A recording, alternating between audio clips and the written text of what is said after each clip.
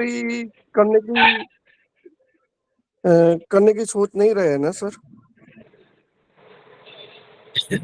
आपको आंसर करना है तो, अदरवाइज क्यों नहीं एंट्री करना है? कोई स्टॉक अच्छा लग रहा है तो एंट्री करना ही चाहिए ना, उसमें क्या है? देखो अब अभी क्या है, लोगों को प्रॉब्लम है, हम लोगों को सब को क्या है, मतलब 15-20 दिन 1 महीने में सब कमा लेना है 100%। प्रॉब्लम ये है हम लोग जो लोग आप शायद नया ज्वाइन करो क्या तेजस जी? नहीं सर, रेगुलर। मैंने तो बोला जो स्टॉक अच्छा लग रहा है हम लोग कैसा करते हैं, 50% एंट्री कर जाते हैं, उसके बाद नीचे जाए तो धीरे धीरे एंट्री करना है उसमें। I am your student from very big. तो मतलब धीरे धीरे उसमें एंट्री करना है, ऐसा थोड़ा ये एक बार में एंट्री करना है उसमें। नहीं, वी एक्सपेक्ट सम करेक्शन। सो कौन बोला करेक्शन एक्सपेक्ट कर रहे हैं? आस्किंग।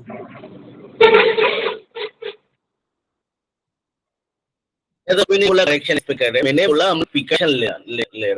तो लास्ट वीक जब हम लोग बोला पिकेशन के बाद, तब तो सब 25,000 का बात कर रहा था, जाएगा ही जाएगा। लास्ट क्लास में कौन बोल रहा था ना 25,000 जाएगा ही जाएगा? आज उनको पूछूंगा जो आपको कॉन्फिडेंस है 25,000 जाएगा ही। अब था तेजस जी लास्ट क्लास में? था सर। या कितने लोग बोल रहा था 25,000 जाएगा ही जाएगा? मैं सर, मैं 20-25 टका निकाल के बैठा हूँ। नहीं, जस्ट मैं पूछ रहा हूँ, लास्ट क्लास में सुना ना कितने सारे लोग बोल रहे थे 25,000 हाँ जी। अब अभी आज क्या बोलेगा वो लोग? तो बात तो होता है उस टाइम, मतलब जब मैंने बोल रहा था, क्योंकि देखो आपको निकलना है तो पैनिक के टाइम क्यों निकलना है? जब अच्छा चल रहा है तब प्रिकॉशन लेना अच्छा है ना। यस सर, बिल्कुल।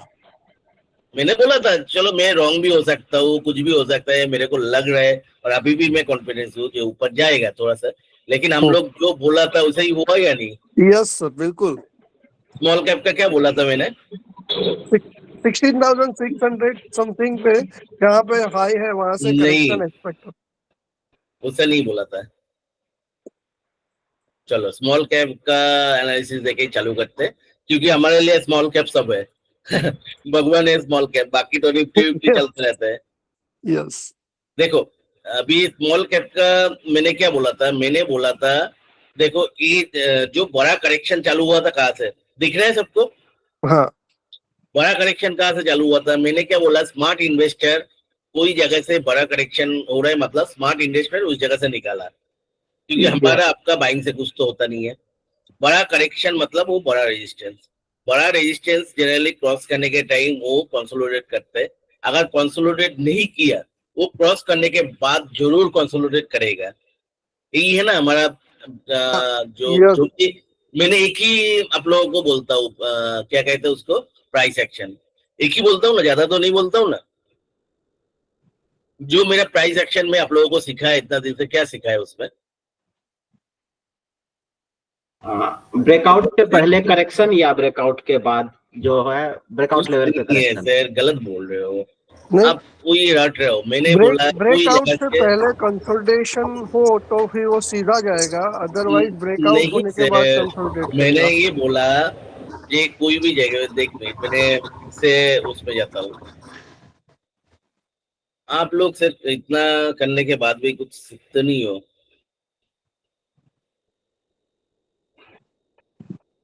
देखो एक ही चीज हमेशा याद रखना है टेक्निकल एनालिसिस में, बाकी तो सब बकवास है।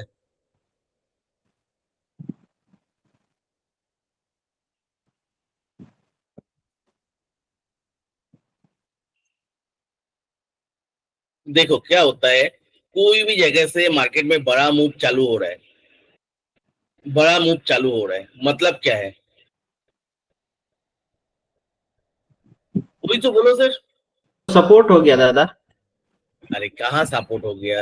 बड़ा मूव पे बड़ा मूव स्मार्ट मनी आ रहा है, बाइंग हुआ है, स्मार्ट मनी आ रहा है, बाइंग।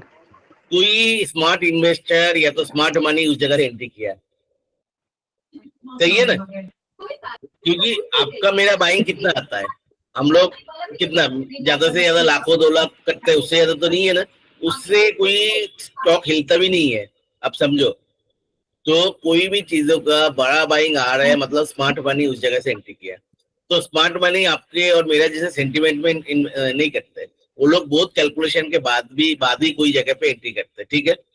तो कोई लेवल पे एंट्री किया, अभी उसका तो बड़ा अमाउंट होता है, उसके लिए उसका मूव बड़ा आता है, ठीक है। तो बड़ा मूव आया, अभी सोचो वो एक लेवल के बाद उसने सेल करना मतलब स्टॉप कर दिया, और उसको एक बार में वो एंट्री भी नहीं कर सके क्योंकि उसका अमाउंट बड़ा है, 2 गुना 3 गुना हो जाएगा, थोड़ा ही वो उतना ऊपर करेगा वो, 30% 40% जो भी है, मतलब मूव किया, उसके बाद उसने बंद कर दिया। जो ट्रेडर्स लोग एंट्री किया था तो वो निकलने लग गया, और नॉर्मल पब्लिक भी मतलब उसको क्या कहते हैं आपको, ये सोचा कि चलो मूवमेंट खत्म हो गया, तो मार्केट नीचे आना चालू हो गया। तो जनरली क्या हो, तो थोड़ा सा नीचे आके ऊपर अगर बैक करते हैं तो, क्योंकि इसको भी सोचो इन्होंने भी जो खरीदा तो वो क्या होगा, क्योंकि उसको भी इस लेवल के ऊपर खरीद नहीं रहा था, अभी नीचे आया तो उसको एवरेज प्राइस में आ गया तो वो खरीदा है। लेकिन चलो उसको भी कॉन्विक्शन उतना ज्यादा नहीं था, लेकिन मार्केट अगर बहुत बुरा तरह से नीचे जा रहा है तब क्या होगा, तब देखो इस जगह से तो खरीदा था, कुछ तो कैलकुलेशन करके खरीदा था, तो इस जगह को जरूर वो सपोर्ट करने की कोशिश करेगा क्योंकि उसकी इनिशियल बाइंग लेवल है, तो उसलिए उस जगह से एक बड़ा मूव चालू हुआ, ठीक है। तो इस जगह से जरूर वो खरीदेगा।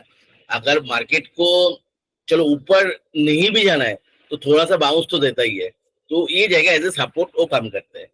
तो उसका सिमिलरली जिधर से बड़ा करेक्शन चालू हुआ तो मतलब किसी ना किसी ने तो सेल तो किया है, और बड़ा करेक्शन चालू हुआ मतलब क्या है, उस जगह पे बहुत सारे लोग फंसा रहता है, हम लोग कोई ऊपर सेल नहीं करते, तो लोग वेट करते हैं उस जगह को आने के लिए, ठीक है। तो उस जगह आए तो जरूर एक सेलिंग रहता है, जो फंसा हुआ आदमी, जैसे हम लोग कोई स्टॉक 100 रुपीज में खरीदा, वो 70-80 चला गया तो हम लोग सोचते हैं कैसे भी 100 आ जाए हम लोग निकल जाएंगे, तो एक सेलिंग तो जरूर आता है। हाँ, अगर इस जगह पे वो रोका नहीं है तो जरूर इसको क्रॉस करने के बाद वो रोकेगा ही रोकेगा, कंसोलिडेट करेगा ही करेगा। ये चीज मैंने कितने बार आप लोगों को प्रूव करके दिखाया ना इसके पहले बहुत बार। या तो ये होता है प्राइस एक्शन, मतलब कि कहां से भी ऊपर या नीचे की तरह बड़ा मूव हो रहा है वो जाएगा, उसका सपोर्ट या रेजिस्टेंस के हिसाब से काम करता है, ठीक है ना। तो आप उस जगह पे कभी मतलब उस जगह पे बुलिंग मत बनना। तो अभी स्मॉल कैप का लास्ट वीक मैंने क्या बोला था, किसी को कोई बता सकते है क्या बोला था मैंने?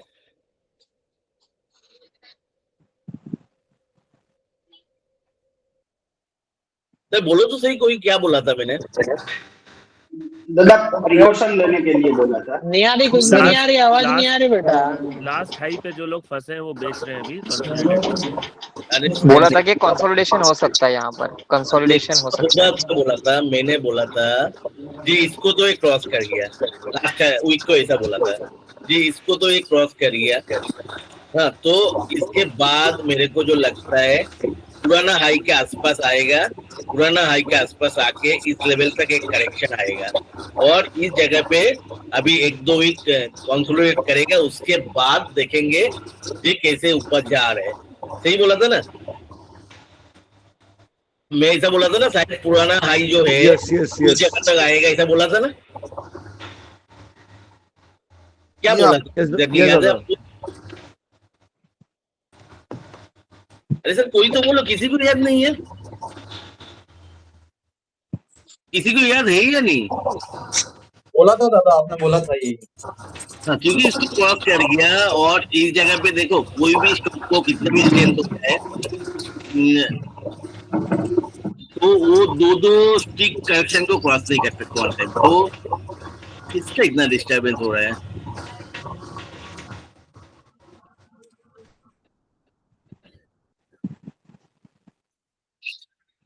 तो अभी जो है देखो, अभी इस जगह को वही करे, मतलब क्रॉस करके चला गया, ऑब्वियसली सपोर्ट के हिसाब से वो काम करेगा।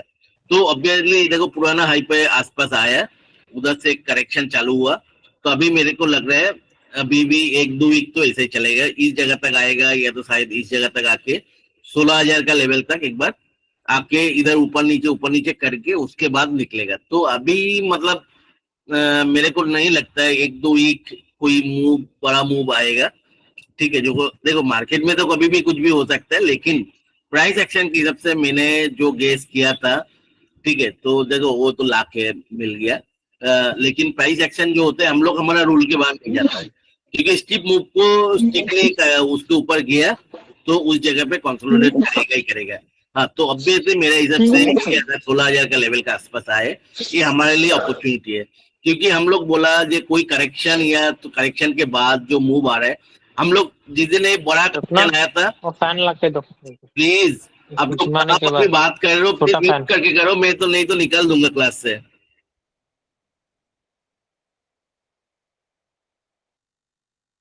मैंने बोला था जे ऐसा हम लोग कभी जैसे कोई भी रिटेस्ट, हम लोग इस दिन ये जो कैंडल बड़ा आया था उस दिन हम लोग बैठा था, जे अभी कोर्स ऑफ एक्शन किया है।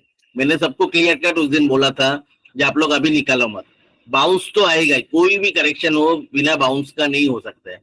तो बाउंस के में हम लोग देखेंगे कौन सा लेवल पे क्या हो सकता है। मैंने बोला था 15,250 अगर क्रॉस कर गया तो 16 का आसपास आएगा वो, तो 16 का लेवल पे मैंने प्रिकॉशन लूंगा। लेकिन उसके बाद देखूंगा जी मतलब बिहेव कैसे कर रहे हैं। अभी बिहेव देख के क्या लग रहा है, देखो अभी जैसे मार्केट को जैसे हम लोग हमेशा बोलता हूँ, मैं राकेश जुनेजा जी का इंटरव्यू कंटिन्यूसली देखते रहता था। उन्होंने कोविड के बाद एक बात हमेशा बताता था, कोई शार्प करेक्शन के बाद शार्प रिकवरी आया तो पकड़ लेना, वो बहुत दूर जाएगा। तो उनसे ये प्राइस एक्शन तो मैंने, उन्होंने शायद क्या एक्शन के हिसाब से बोला था पता नहीं, लेकिन एक चीज मैंने देखा हमेशा होता है, तो शार्प करेक्शन हुआ तो उसके बाद रिकवरी भी देखो, इधर से नीचे आने में कितना दिन लगा दिया, 2024 का फरवरी का 8 फरवरी से इधर नीचे आया, कब तक मतलब 8 फरवरी से मतलब 1 महीना के ऊपर, मतलब 1 महीना 7-8 दिन लगा, लेकिन इधर से ऊपर आया 1 महीने भी नहीं हुआ उसके पहले ही ऊपर आ गया। तो मतलब क्या जो स्पीड से नीचे गया था उसका ज्यादा स्पीड से ऊपर आया, पूरा का पूरा रिकवरी हो गया, सही है ना? या तो मतलब क्या है, जो करेक्शन हुआ था उससे रिकवरी शार्प हुआ। देखो रिकवरी हुआ या कुछ भी हुआ वो आपका मेरा बाइंग से तो नहीं होता है। तो मतलब स्मार्ट इन्वेस्टर मार्केट में मतलब ये सोचता है तो उसका बाइंग या सेलिंग जो भी है, सेलिंग जितना स्लोली हुआ उससे बहुत स्पीड में ऊपर रिकवरी हो गया। तो मतलब क्या मार्केट अभी ऊपर जाने वाला है प्राइस एक्शन के हिसाब से, जो इंटरप्रिटेशन हम लोगों को आ रहा है। तो 14 देखो मैं गलत भी हो सकता हूँ, लेकिन ये मेरा इंटरप्रिटेशन है, मेरा ट्रेडिंग प्लान है। मैंने जैसे 16,000 का कितना हम लोगों को, मैंने जो हम लोग पिकेशन लेना चालू किया था 16,200-300 का लेवल पे, मतलब मार्केट वही भी पड़ा है, वही पड़ा है, तो ऐसा कुछ नहीं है। लेकिन निकाला था तो अभी थोड़ा मेरे पास पैसा है, तो उसलिए क्या है अभी 16,000 का लेवल, मेरा जो ट्रेडिंग प्लान है 16,000 का लेवल पे मैंने ऐड करूंगा सबको। तो उसके बाद नीचे आए तो नीचे आए, क्या प्रॉब्लम है, उससे कोई प्रॉब्लम नहीं है, मेरे को देंगे कुछ पैसा मार्केट को अगर नीचे जाए तो, ठीक है। तो मेरा ये ट्रेडिंग प्लान है, इसमें मैं लॉस होगा, मेरा लॉस होगा तो होगा, उसमें कुछ कर नहीं सकते, मैं हैप्पी हूँ, ये मेरा प्लानिंग के हिसाब से ही है, ठीक है। तो मैं ये बोल नहीं सकता हूँ एकदम नीचे नहीं जाएगा, लेकिन प्राइस एक्शन के हिसाब से लग रहा है ये बहुत बड़ा मूव के लिए प्रिपेयर हो रहा है। और अभी भी मैंने बहुत बुलिश हूँ, जो मैंने बोला था 4-5 महीने पहले से आप लोगों को बोल रहा था, जो स्मॉल कैप 20,000 का लेवल का, तो उसके लिए अभी भी मैं बुलिश हूँ। तो अभी मंथली कैंडल देखेंगे, मंथली कैंडल एकदम देखो, इस कैंडल मतलब बहुत ही नीचे आया था, लेकिन अल्टीमेटली वो एक हैमर भी नहीं बना, मतलब सेमी हैमर जैसे कैंडल बना था। हाँ, लेकिन ये इस महीने तुरंत करेक्शन मिल गया इस जगह पे, मतलब इसको रिकवरी आ गया, और ये जो दोजी है उसके भी बॉडी के ऊपर ये कैंडल को भी टोटली इन्वॉल्व कर लिया, ठीक है। तो अभी नीचे आएगा तो ये कैंडल के ऊपर जरूर सपोर्ट मिलेगा उसको, जो है 16,100 का लेवल है। तो मैंने तो अब हम लोगों को बाइंग प्लान जो भी मैंने प्लान करके रखा है, ठीक है, उसको मैंने बाइक करना चालू करेगा 16,100 का लेवल से 16,000 से, जो 15,900 भी जाए तो कोई प्रॉब्लम नहीं है, क्योंकि रिट्रेसमेंट जब होता है तो थोड़ा सा नीचे तक ही लेकर जाता है। तो उसके बाद शायद 20,000 का लेवल पे मार्केट जाएगा, क्योंकि मंथली कैंडल बहुत स्ट्रॉन्ग दिख रहा है, ठीक है, भयंकर स्ट्रॉन्ग दिख रहा है मंथली कैंडल। तो मेरा ये प्लान है उस जगह पे। ऑब्वियसली मेरा देखो 82-83% ऑलरेडी पड़ा है। हाँ, काल उठ के एकदम ऊपर चला गया तो कोई बात नहीं है, तो जो पुराना हाई है उसके ऊपर स्टे करेगा वीकली बेसिस पे, तो मैंने बाकी पैसा ले लूंगा। तो मेरा ये है, या तो 16,000 का लेवल पे आए तो उस जगह पे बाई करेंगे, या तो पुराना लेवल जो पुराना हाई है उसके ऊपर स्टे करे तो उस जगह पे बाई करेंगे। तो वीकली चार्ट अगर देखेंगे, वीकली चार्ट भी देखो इस जगह के ऊपर कभी ये क्लोज नहीं हो पाया था। तो लास्ट वीक इस जगह के ऊपर क्लियर कट क्लोज हुआ था, ठीक है। तो इस वीक लेकिन प्रॉब्लम में है, इस वीक उतना कॉन्फिडेंस मतलब कंफर्मेशन नहीं मिला, क्योंकि ये ग्रीन कैंडल उतना बुलिश नहीं है। जो भी है इस जगह को ऑब्वियसली ये सपोर्ट के हिसाब से लेगा, क्योंकि इस जगह का बहुत कैंडल का टॉप था। तो एक एक्सट्रीम अल्टीमेट सपोर्ट जो आ सकते हैं, तो इस जगह का मेरे को नहीं लगता इस जगह का नीचे इतना आसानी से जाएगा। इसके नीचे जाना भी है तो बहुत ज्यादा अप डाउन करेगा। तो अभी जो है मेरे को 1-2 वीक तो दिखता है, तो 16,000 से 16,700 जो पुराना हाई है, इसके 1-2 वीक या तो महीना तो उस जगह का अंदर ही कंसोलिडेट करेगा, आपको फर्स्टेटेड करेगा। तो इस जगह को पेशेंस दिखाने के टाइम है मार्केट का, तो समझा। तो ये है। तो निफ्टी हम लोग जो एग्जैक्टली जो हम लोग चैनल ड्रॉ किया था, निफ्टी भी उसके अंदर ही है। मैंने आप लोगों को ग्रुप पे दिखाया दिया था मैंने, जैसे निफ्टी फिर से चैनल का ऊपर है। ये जो चैनल अभी इसमें क्या होता है, ड्रॉ नहीं हो सकते। देखो चैनल का ऑलमोस्ट जब इस जगह पे था तब भी मैंने बोला था 23,000 के आसपास जा रहा है। हाँ एग्जैक्टली देखो क्या फिगर है, क्योंकि मैं ट्रेडर्स नहीं हूँ, ट्रेडर नहीं हूँ, तो एग्जैक्ट फिगर निकालना मेरा काम नहीं है। मैंने बोला था चैनल का टॉप तक, तो चैनल का टॉप तक आ गया तो ये फिर से एक बॉटम में 22,200-300 का लेवल पे 22,100 का लेवल तक आ सकता है, ठीक है। तो देखो चैनल अगर तोड़ेगा तब हम लोग दूसरा कुछ सोचेंगे, ठीक है। तो लेकिन हम लोग जो इस जगह पे देखो वही प्राइस एक्शन, इस जगह पे हम लोग बोला था ना प्राइस एक्शन की सबसे क्लियर कट, ये जो मूव था तब उस जगह पे भी 24-25 हजार बोल रहा था। मैंने भी बोला 24,000 आएगा, लेकिन मैंने क्या बोला था, एक कंसोलिडेशन के बाद आएगा। तो वो कंसोलिडेशन अभी भी चल रहा है। तो इस जगह के मैंने आप लोगों को सबको टारगेट दिया था, आप लोगों को ग्रुप पे अभी भी पिक्चर याद है, ग्रुप पे मैंने दिया था जब इस जगह पे था, दिया था ना या नहीं दिया था? टेलीग्राम में नहीं दिया था, दिया था दादा, क्लियर कट ड्रॉ करके दिया था जे अभी ये ऊपर जाएगा। तो ऊपर वो आ गया ऑलमोस्ट, देखो 750 का आसपास तो आ गया। मैं ट्रेडिंग तो नहीं करता हूँ, तो 50-50 100 पॉइंट के लिए मैं बोला था 23,000 के आसपास आएगा, तो उसके हिसाब से आया। चलो अभी 22,200-300 दिख रहा है। हाँ उसके ऊपर से अगर घूमे तो पकड़ लेना, सोचो इस जगह से इसको टच नहीं करके अगर वो बैक करे तो पकड़ लेना, ये चैनल को ब्रेक करेगा ही करेगा। क्योंकि क्या होता है, प्राइस एक्शन ही चल रहा है, इधर एक नॉर्मल ट्रेडिंग चल रहा है, किसी को कोई कॉन्फिडेंस मिल नहीं रहा है बड़ा इन्वेस्टर को जो मार्केट इसके ऊपर जा पा रहा है। तो कोई भी प्राइस इधर आता है तो कोई खरीद रहा है, इधर जा रहा है तो बेच रहे हैं, नीचे आ रहे हैं, ऐसा करके चल रहे हैं। हाँ अगर एक मिडिल से घूम रहा है मतलब क्या है, कोई ना कोई स्मार्ट मनी को कॉन्फिडेंस मिल गया मार्केट में, इंडियन मार्केट इंडियन इकोनॉमी में बड़ा कुछ होने वाला है, तो प्राइस एक्शन मतलब क्या है, तो बीआर वीक पड़ जाएगा, इसको नीचे नहीं आ पाया, इसका नीचे तक टच नहीं कर पाया, मतलब कंक्लूड कर लेना बीआर वीक पड़ गया और नीचे जाएगा तो हम लोग जो 24,500 या तो जो भी बोल रहा था वो आएगा।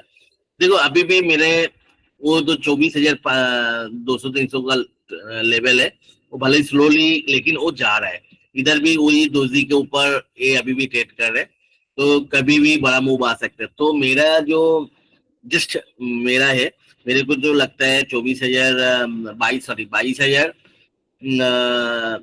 शायद चार्ट का जो बॉटम है ना 22,100 के आसपास दिख रहा है, तो 22,000 मेरे को लगता है 22,300 के आसपास जाके वो टच नहीं करके ऊपर आके उसको ब्रेक करके शायद अभी वो जो 24,200 का आसपास का मूव वो चालू हो सकता है, लेकिन उसके पहले और भी एक वीक इधर ऊपर नीचे चलेगा।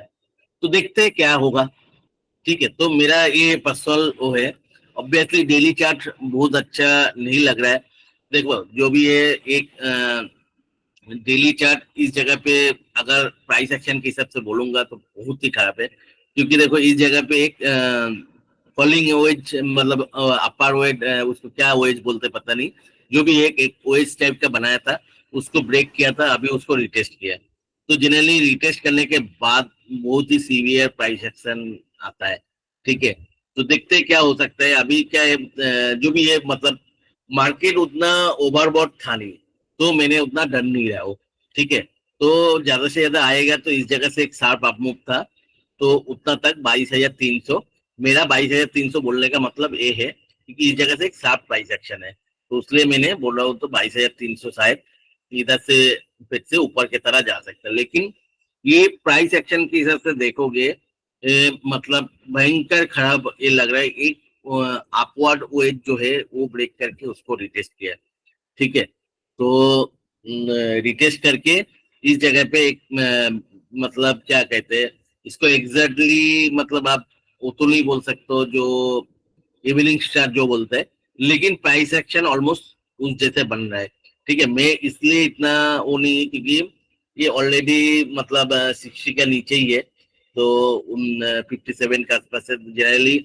70 के आसपास से वो बनता है ऐसे, तो उस जगह पे स्ट्रेंथ ज्यादा रहता है। तो अभी देखते हैं क्या होता है। तो क्योंकि इस जगह पे प्राइस एक्शन तो खराब बन रहा है डेली चार्ट के हिसाब से, तो मतलब मार्केट इसके मतलब क्या है, मार्केट शॉर्ट टर्म के लिए तो बेयरिश बन गया, ठीक है। तो वीकली चार्ट पे आप अगर देखोगे, वीकली चार्ट पे भी बेयरिश बन गया, 22,300 दिख रहा है। लेकिन मंथली चार्ट पे भयंकर मतलब ऊपर जाने का तो कोई सिग्नल नहीं है, लेकिन माइल बुलिश है। तो ये कंक्लूड कर सकते हैं कि 1-2 वीक अभी तक तो बेयरिश मार्केट रहेगा।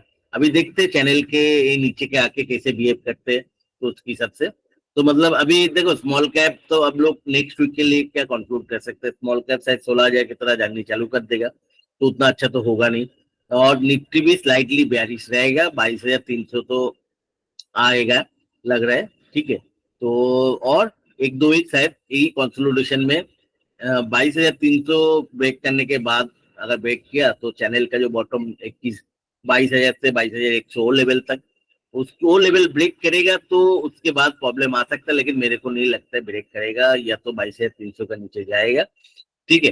तो लेकिन अभी शॉर्ट टर्म के लिए बेयरिश है, जो कंफर्मेशन हम लोगों को फ्राइडे मिल चुका है, ठीक है। जैसे मैंने आप लोगों को बोला था, जैसे मैंने वो 21,500 या 600 वो लेवल था ना जो नीचे था, वो लेवल कितना था जब हम लोग ड्राइंग करके दिया था। हाँ, यही लेवल पे आप लोगों को मैंने बोला था ये शॉर्ट टर्म के लिए बुलिश सिग्नल मेरे को मिल रहा है, बोला था ना उस दिन एक क्लास में, जिस जगह से स्मॉल कैप और निफ्टी का। तो अभी मेरे को शॉर्ट टर्म जो मेरा जो भी सिस्टम है उसमें शॉर्ट टर्म के लिए एक बेयरिश सिग्नल तो ऑलरेडी फ्राइडे कंफर्म हो गया, ठीक है। तो शॉर्ट टर्म के लिए मार्केट उतना 1-2 वीक शायद उतना अच्छा नहीं है, लेकिन लॉन्ग टर्म मतलब जो बॉर्डर मार्केट है उसमें बुलिशनेस इंटैक्ट है। निफ्टी भी माइल बुलिश है लॉन्ग टर्म के लिए, ठीक है। वही मतलब ऐसे ही ऊपर नीचे करके 24,200-300 तो जाएगा, ठीक है। उसके बाद जो भी करेक्शन हम लोग एक्सपेक्ट कर रहे हैं, तब तक स्मॉल कैप इंडेक्स 20,000 का लेवल पे चला जाएगा और फाइनल करेक्शन शायद चालू होगा, ठीक है। निफ्टी जो भी मतलब तो लॉन्ग टर्म चार्ट में जो भी भयंकर बुलिशनेस जो था वो तो अभी नहीं है, ठीक है। अभी लॉन्ग टर्म चार्ट भी कंसोलिडेशन मोड में आ गया, तो शॉर्ट टर्म के लिए अभी तो बेयरिश दिख रहा है, तो इसमें कुछ नहीं कर सकता हूँ मैं।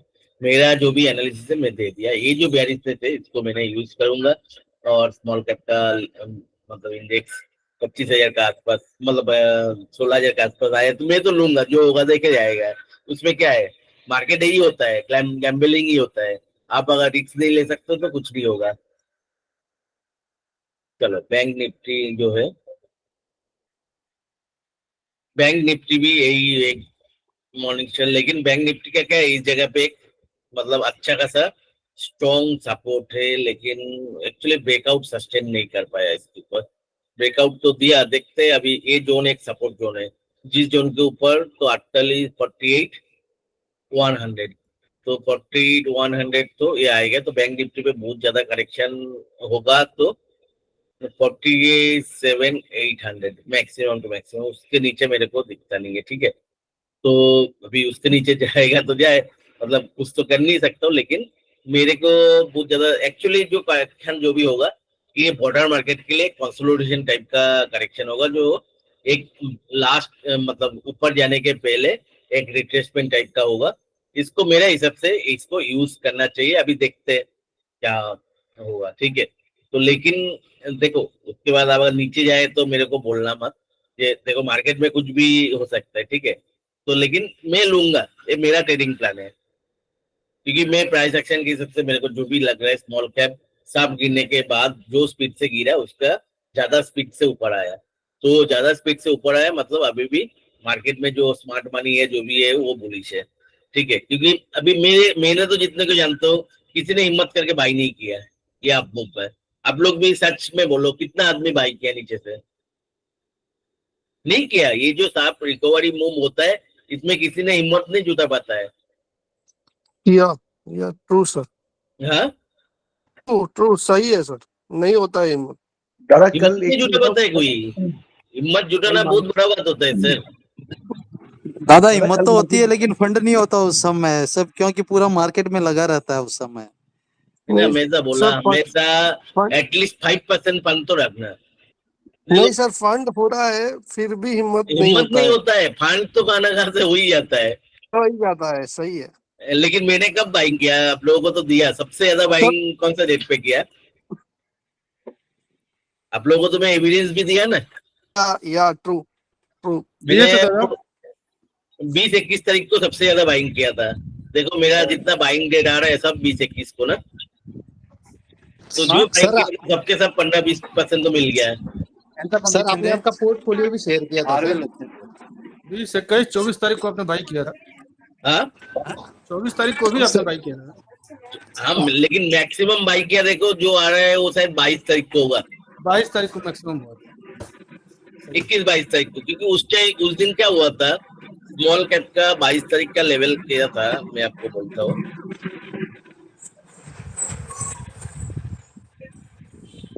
आरवेल वचन ना 22 तारीख का ये था।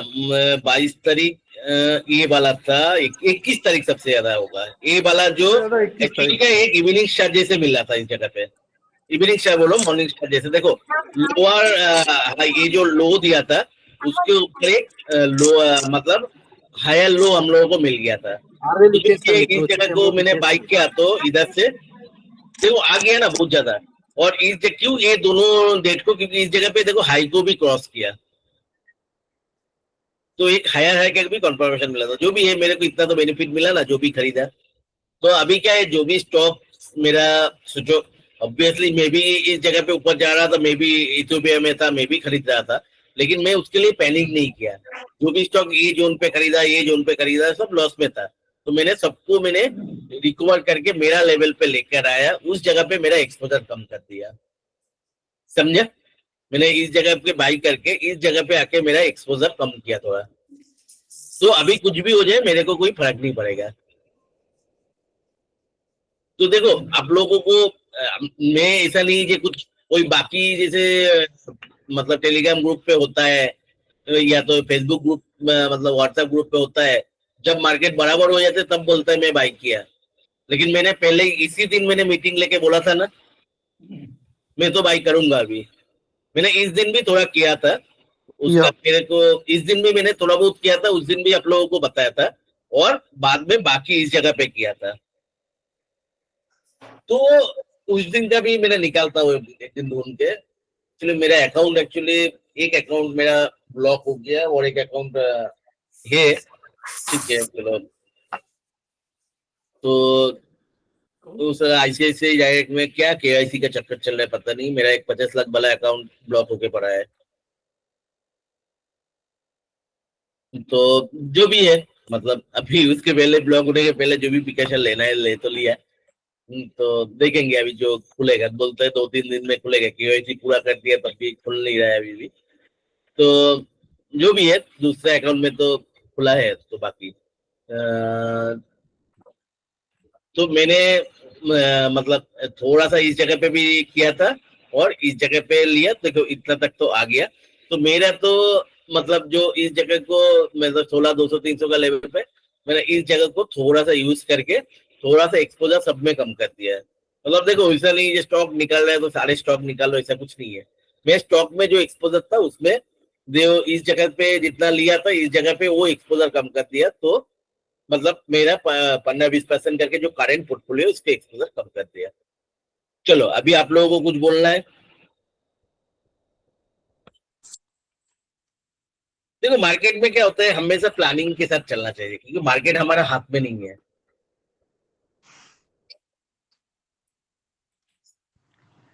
और इस जगह पे आप लोगों को पता है मेरा प्लानिंग थोड़ा सा गलत पड़ा था।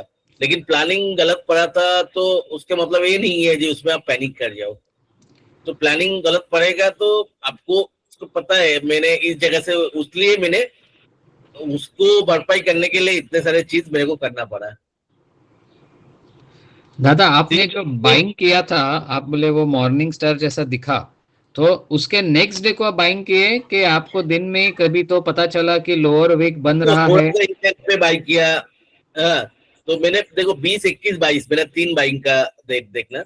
हाँ। तो इस जगह पे थोड़ा सा देखो हेमत जैसे बनाया है, ठीक है, तो मतलब एक लोअर बॉटम देने का। इस जगह पे भी थोड़ा बहुत तो खरीदा था, उस दिन भी ग्रुप पे मैंने डाला था मैं खरीद रहा हूँ।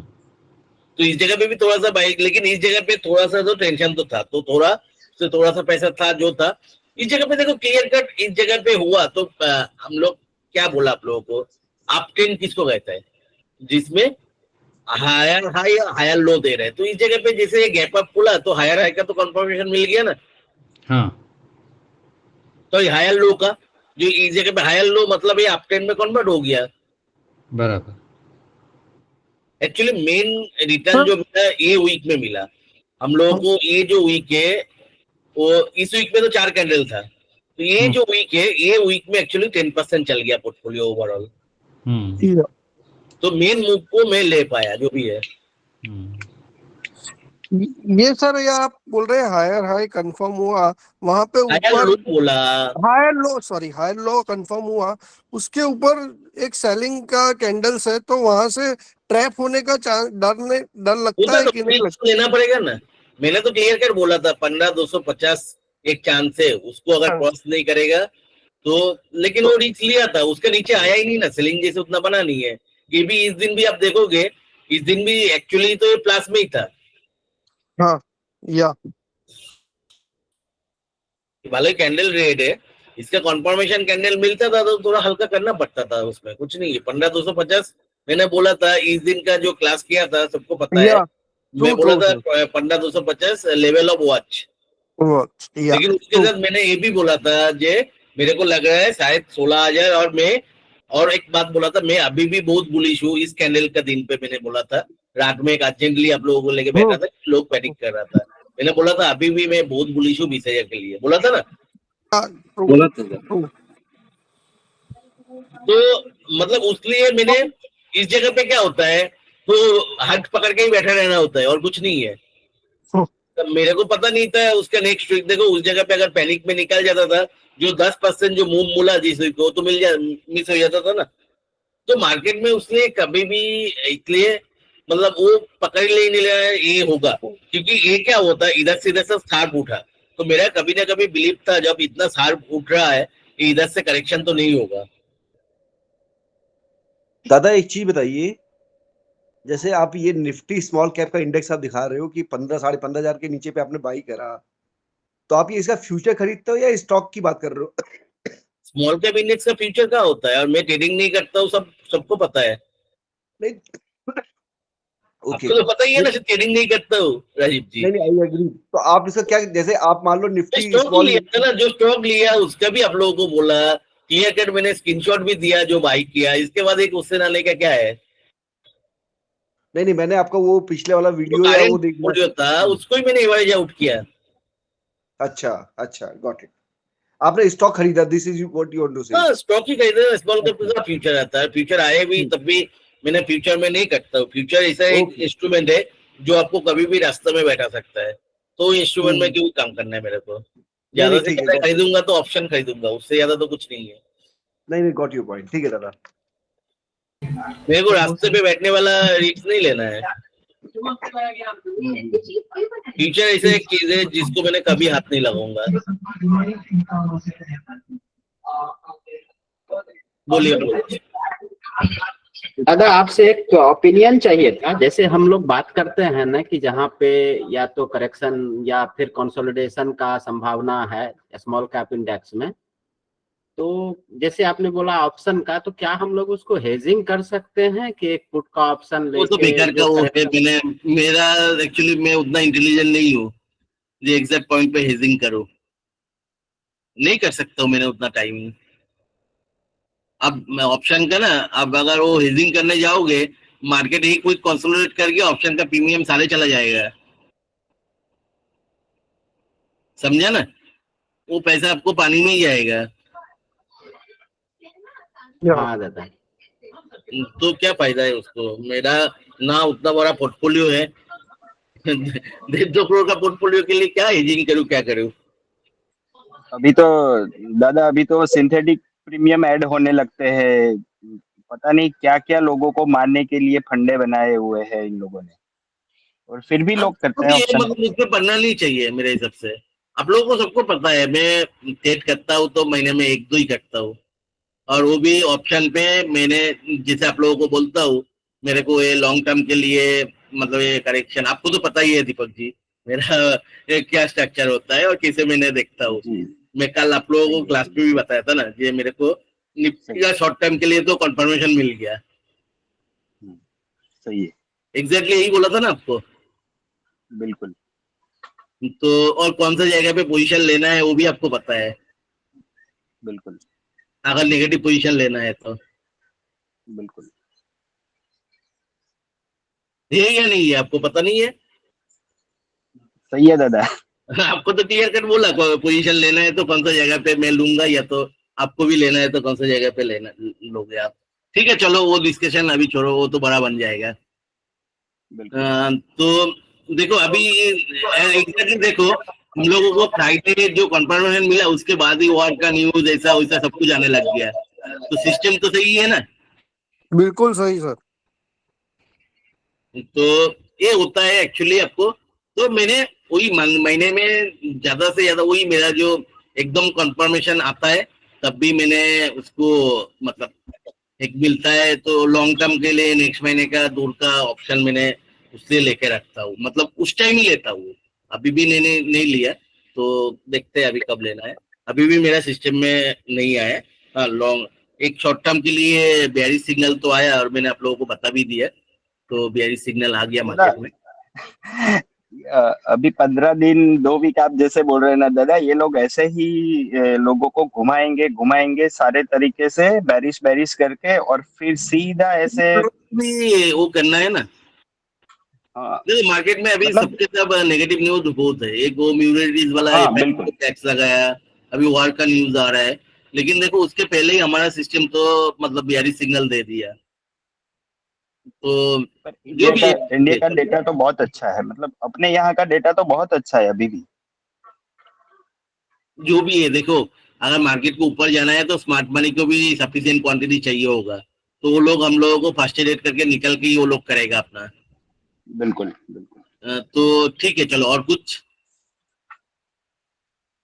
दादा बुलेट बात जैसे सिचुएशन है कि निफ्टी वगैरह पे जैसे 1.5% की कल का मार्केट देख रहे, डाउ जोन्स भी 1.5% लगभग डाउन था, नेस्डेक भी डाउन था, वैसे ही कुछ निफ्टी थोड़ा सा पैनिक कर दे 1.5% डाउन होके अराउंड 350 पॉइंट नीचे।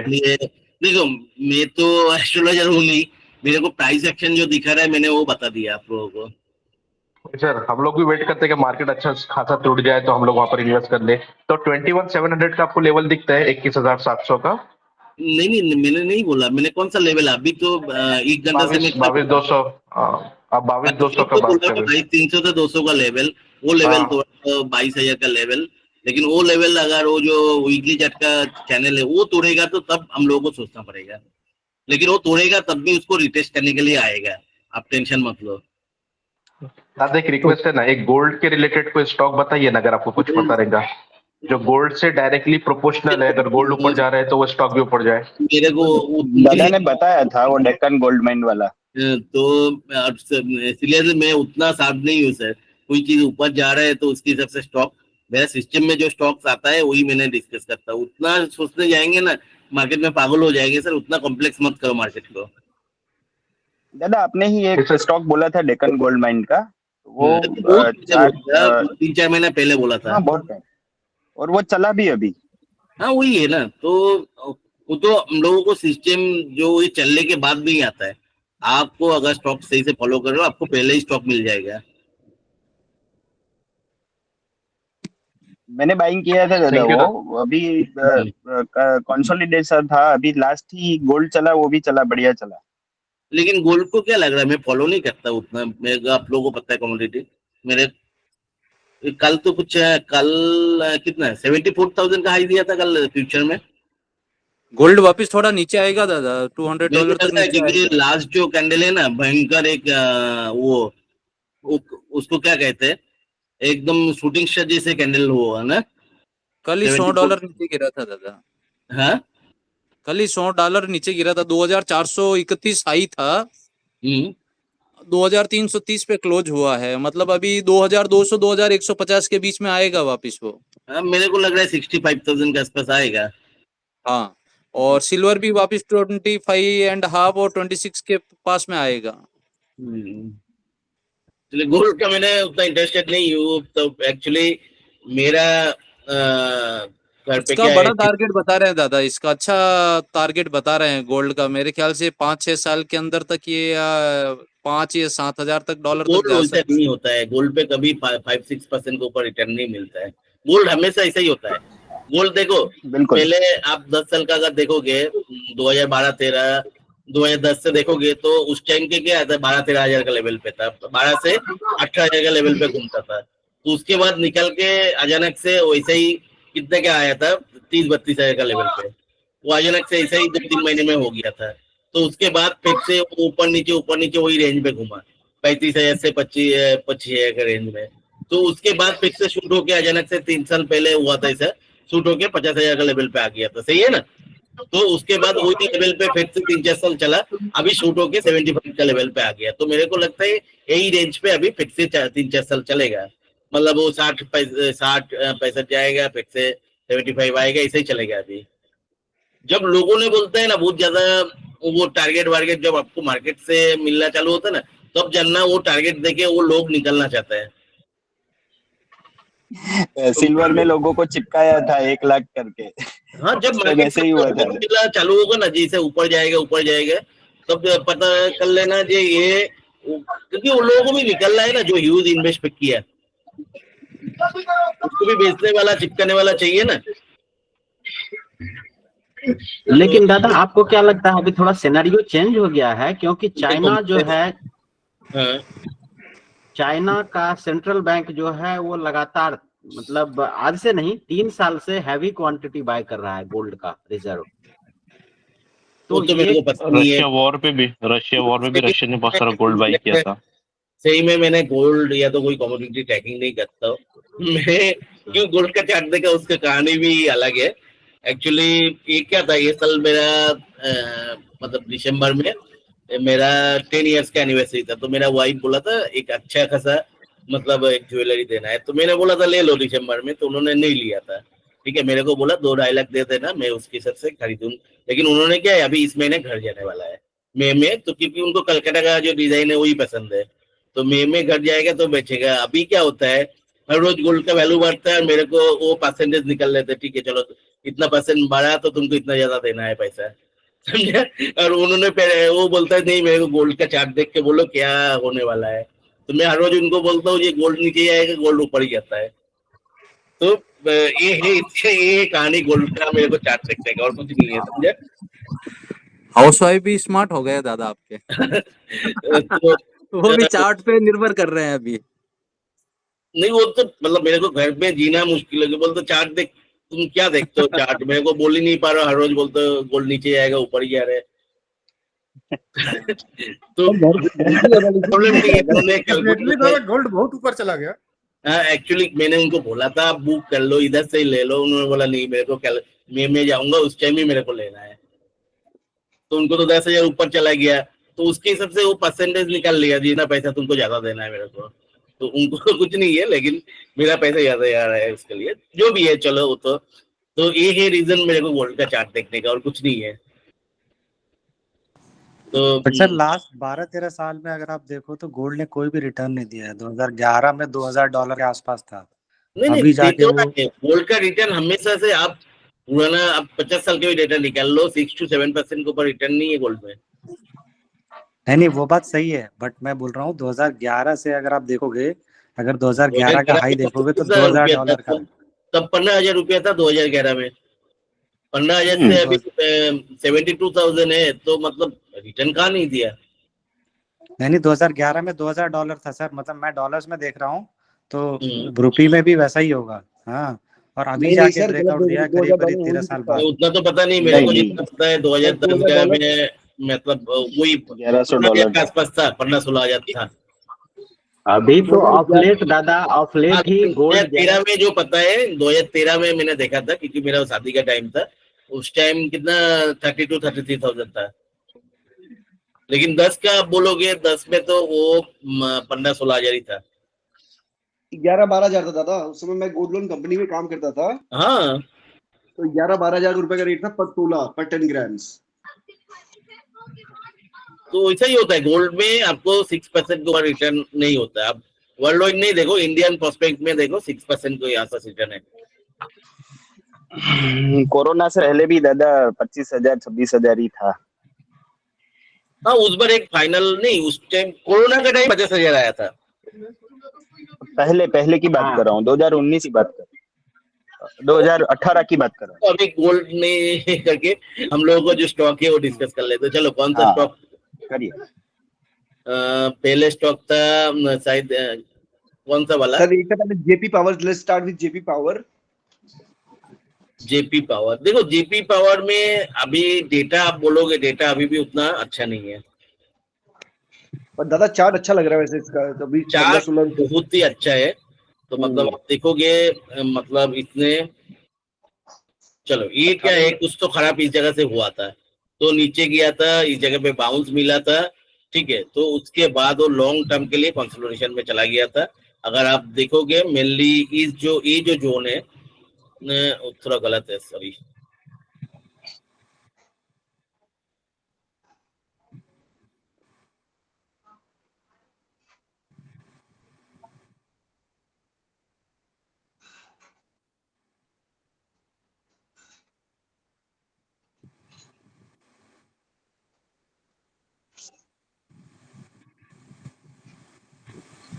एक्चुअली एग्जैक्ट जो बॉटम है, ये लेवल पे उसने बहुत दिन रहा। तो ये लेवल पे आपका अगर स्पाइक देखोगे तो इस जगह पे 2015 से एग्जैक्टली 2023 का लास्ट तक, तो 8 साल इसने ए जोन पे रहा। और अभी देखो ए जोन का लास्ट में भयंकर मतलब वो हुआ एक्यूमुलेशन हुआ, जो वॉल्यूम भयंकर है। तो इससे क्लियर कट देखो इस जगह पे ब्रेकआउट दिया, अभी रिटेस्ट चल रहा था, रिटेस्ट करके इसने इस जगह पे एक ट्रेंड लाइन ब्रेकआउट दिया, और एक जिस जगह पे लास्ट जो शार्प करेक्शन था, इस जगह से लास्ट शार्प करेक्शन था, उस जगह पे कंसोलिडेशन कर रहे हैं। तो शार्प करेक्शन के आसपास कंसोलिडेशन कर रहे हैं, मतलब इसको ब्रेक करेगा। चलो, अभी वो तो बात नहीं है, लेकिन चार्ट के हिसाब से मेरे को जो दिख रहा है, ठीक है, अभी बहुत कम रुपीज है, तो पुराना हाई फिर से आ सकते थे। पुराना हाई आएगा तो हाँ, उसके लिए ऑब्वियसली टाइम लगेगा, 3-4 साल तो लगेगा, 5 साल भी लग सकते हैं, लेकिन पुराना हाई आएगा, ठीक है। तो 140 भी आए तो हमारे लिए तो 10 टाइम्स है। तो जेपी पावर्स का जिस हिसाब से वॉल्यूम एक्यूमुलेशन हुआ, जो भी हो रहा है, हाँ, आप अभी बैलेंस शीट अगर देखोगे, बैलेंस शीट भी जरूर अच्छा बना, ठीक है। इसमें अगर देखोगे, इसके पास ह्यूज मतलब पावर प्लांट का कैपेसिटी है, मैक्सिमम जो है हाइड्रो पावर है, और उसको क्या है, थर्मल पावर भी है। तो थर्मल पावर के लिए जो देखोगे, एक कैप्टिव कोल माइन भी है, जिसको उसका 50% जो रिक्वायरमेंट है वो पूरा हो जाता है, ठीक है। तो और दूसरा जो है वो भी ऑप्शन के थ्रू लेते हैं, और हाइड्रो पावर भी है। अभी के रिसेंट डेवलपमेंट जो देखोगे, इंडियन गवर्नमेंट बहुत सारे इन्वेस्ट कर रहे हैं हाइड्रो पावर में, बहुत सारे इन्वेस्ट कर रहे हैं। तो इसलिए हम लोग देखा था, वो कौन सा स्टॉक वो हाइड्रो पावर का बहुत चला था, क्या है नाम नहीं याद आ रहा, सतलुज और एसजीवीएन भयंकर चला था, क्योंकि यही रीजन है, गवर्नमेंट का इन्वेस्टमेंट आ रहा है हाइड्रो पावर सेक्शन में, गवर्नमेंट का बहुत ज्यादा फोकस है, तो इसके पास भी है। इसका प्रॉब्लम क्या था, इसका प्रॉब्लम था मिस मैनेजमेंट, जो हुआ था मिस मैनेजमेंट भयंकर था। तो आप देखोगे, ये तो मतलब कोई भी कंपनी का नॉर्मल पिक्चर है कांग्रेस टाइम का, ठीक है। तो देखो इस जगह पे डेट कितना बढ़ गया था, तो वो सबने वो लोन दे के 2012 से 14 के अंदर देखो कैसे लोन बढ़ा था, 10,000 करोड़ लोन बढ़ गया था। जिस कंपनी का सेल्स मतलब क्या देख के इसने लोन दिया था, उस टाइम में ना वो काट कमीशन पे लोन चलता था और कुछ नहीं है, ठीक है। तो देखो 2,000 करोड़ का सेल्स है साल का, वो कंपनी को 27,000 करोड़ का लोन कैसे मिल जाता है, और जो मतलब 16,000 1600 करोड़ का मतलब बिजनेस था, उस जगह पे 17,000 करोड़, मतलब इसको 1000 करोड़ का बिजनेस बनने के टाइम 10,000 करोड़ का लोन मिल रहा था। अभी ये सब तो क्लियर कट दिख ही रहा है, विदाउट एनी बेस पे लोन मिला है, सही है ना। तो मतलब ये जो जोन है, लेकिन देखो अभी धीरे धीरे जैसे जैसे एनपीएस का स्टैम्प आना चालू किया 15-16 से, अभी धीरे धीरे तब भी वो कुछ नहीं हो पाया। 2019-20 में उसका रिस्ट्रक्चरिंग हो गया लोन, कुछ एसेट बेचा, उसका सीमेंट प्लांट है वो सब बेचा, इधर उधर से बेचे, क्योंकि इस जगह के से गवर्नमेंट बहुत स्ट्रिक्ट हो गया, तुमको लोन तो देना ही है, नहीं तो कंपनी उठा के बेच देगा। ये लास्ट 3-4 साल के एज में आप देखोगे कोई भी कंपनी का डेट स्ट्रक्चर ऐसा ही है, मतलब जो कंपनी डेट रिटर्न था उसको रिस्ट्रक्चरिंग कर दिया या तो बेच दिया, कैसे भी डेट कम किया, ठीक है। देखो अभी बोलेगा कि गवर्नमेंट ने इतने लाख करोड़ का डेट माफ कर दिया, लेकिन ये सब तो कभी आने वाला यही ना, जो कंपनी का सेल से टोटल ईयर का 2-3 हजार करोड़ का, उसका कभी आने वाला था कभी वो पैसा? तुम अगर पैसा दोगे तो कंपनी बेचने वाला है यार, कोई वो पैसा में खरीदने वाला, तो वो पैसा तो गया पैसा तो, लेकिन उसने गवर्नमेंट का टारगेट ये था वो जितना आए वो ले लो, तो उसने वो डेट रिस्ट्रक्चरिंग किया, ऐसा किया। बैंकों ने भी क्या करते हैं, अब आज के दिन में बैंक भी स्मार्ट हो गया, वो क्या करते हैं, डेट रिस्ट्रक्चरिंग करते हैं तो उतना अमाउंट का वो मतलब वो क्या कहते हैं उसका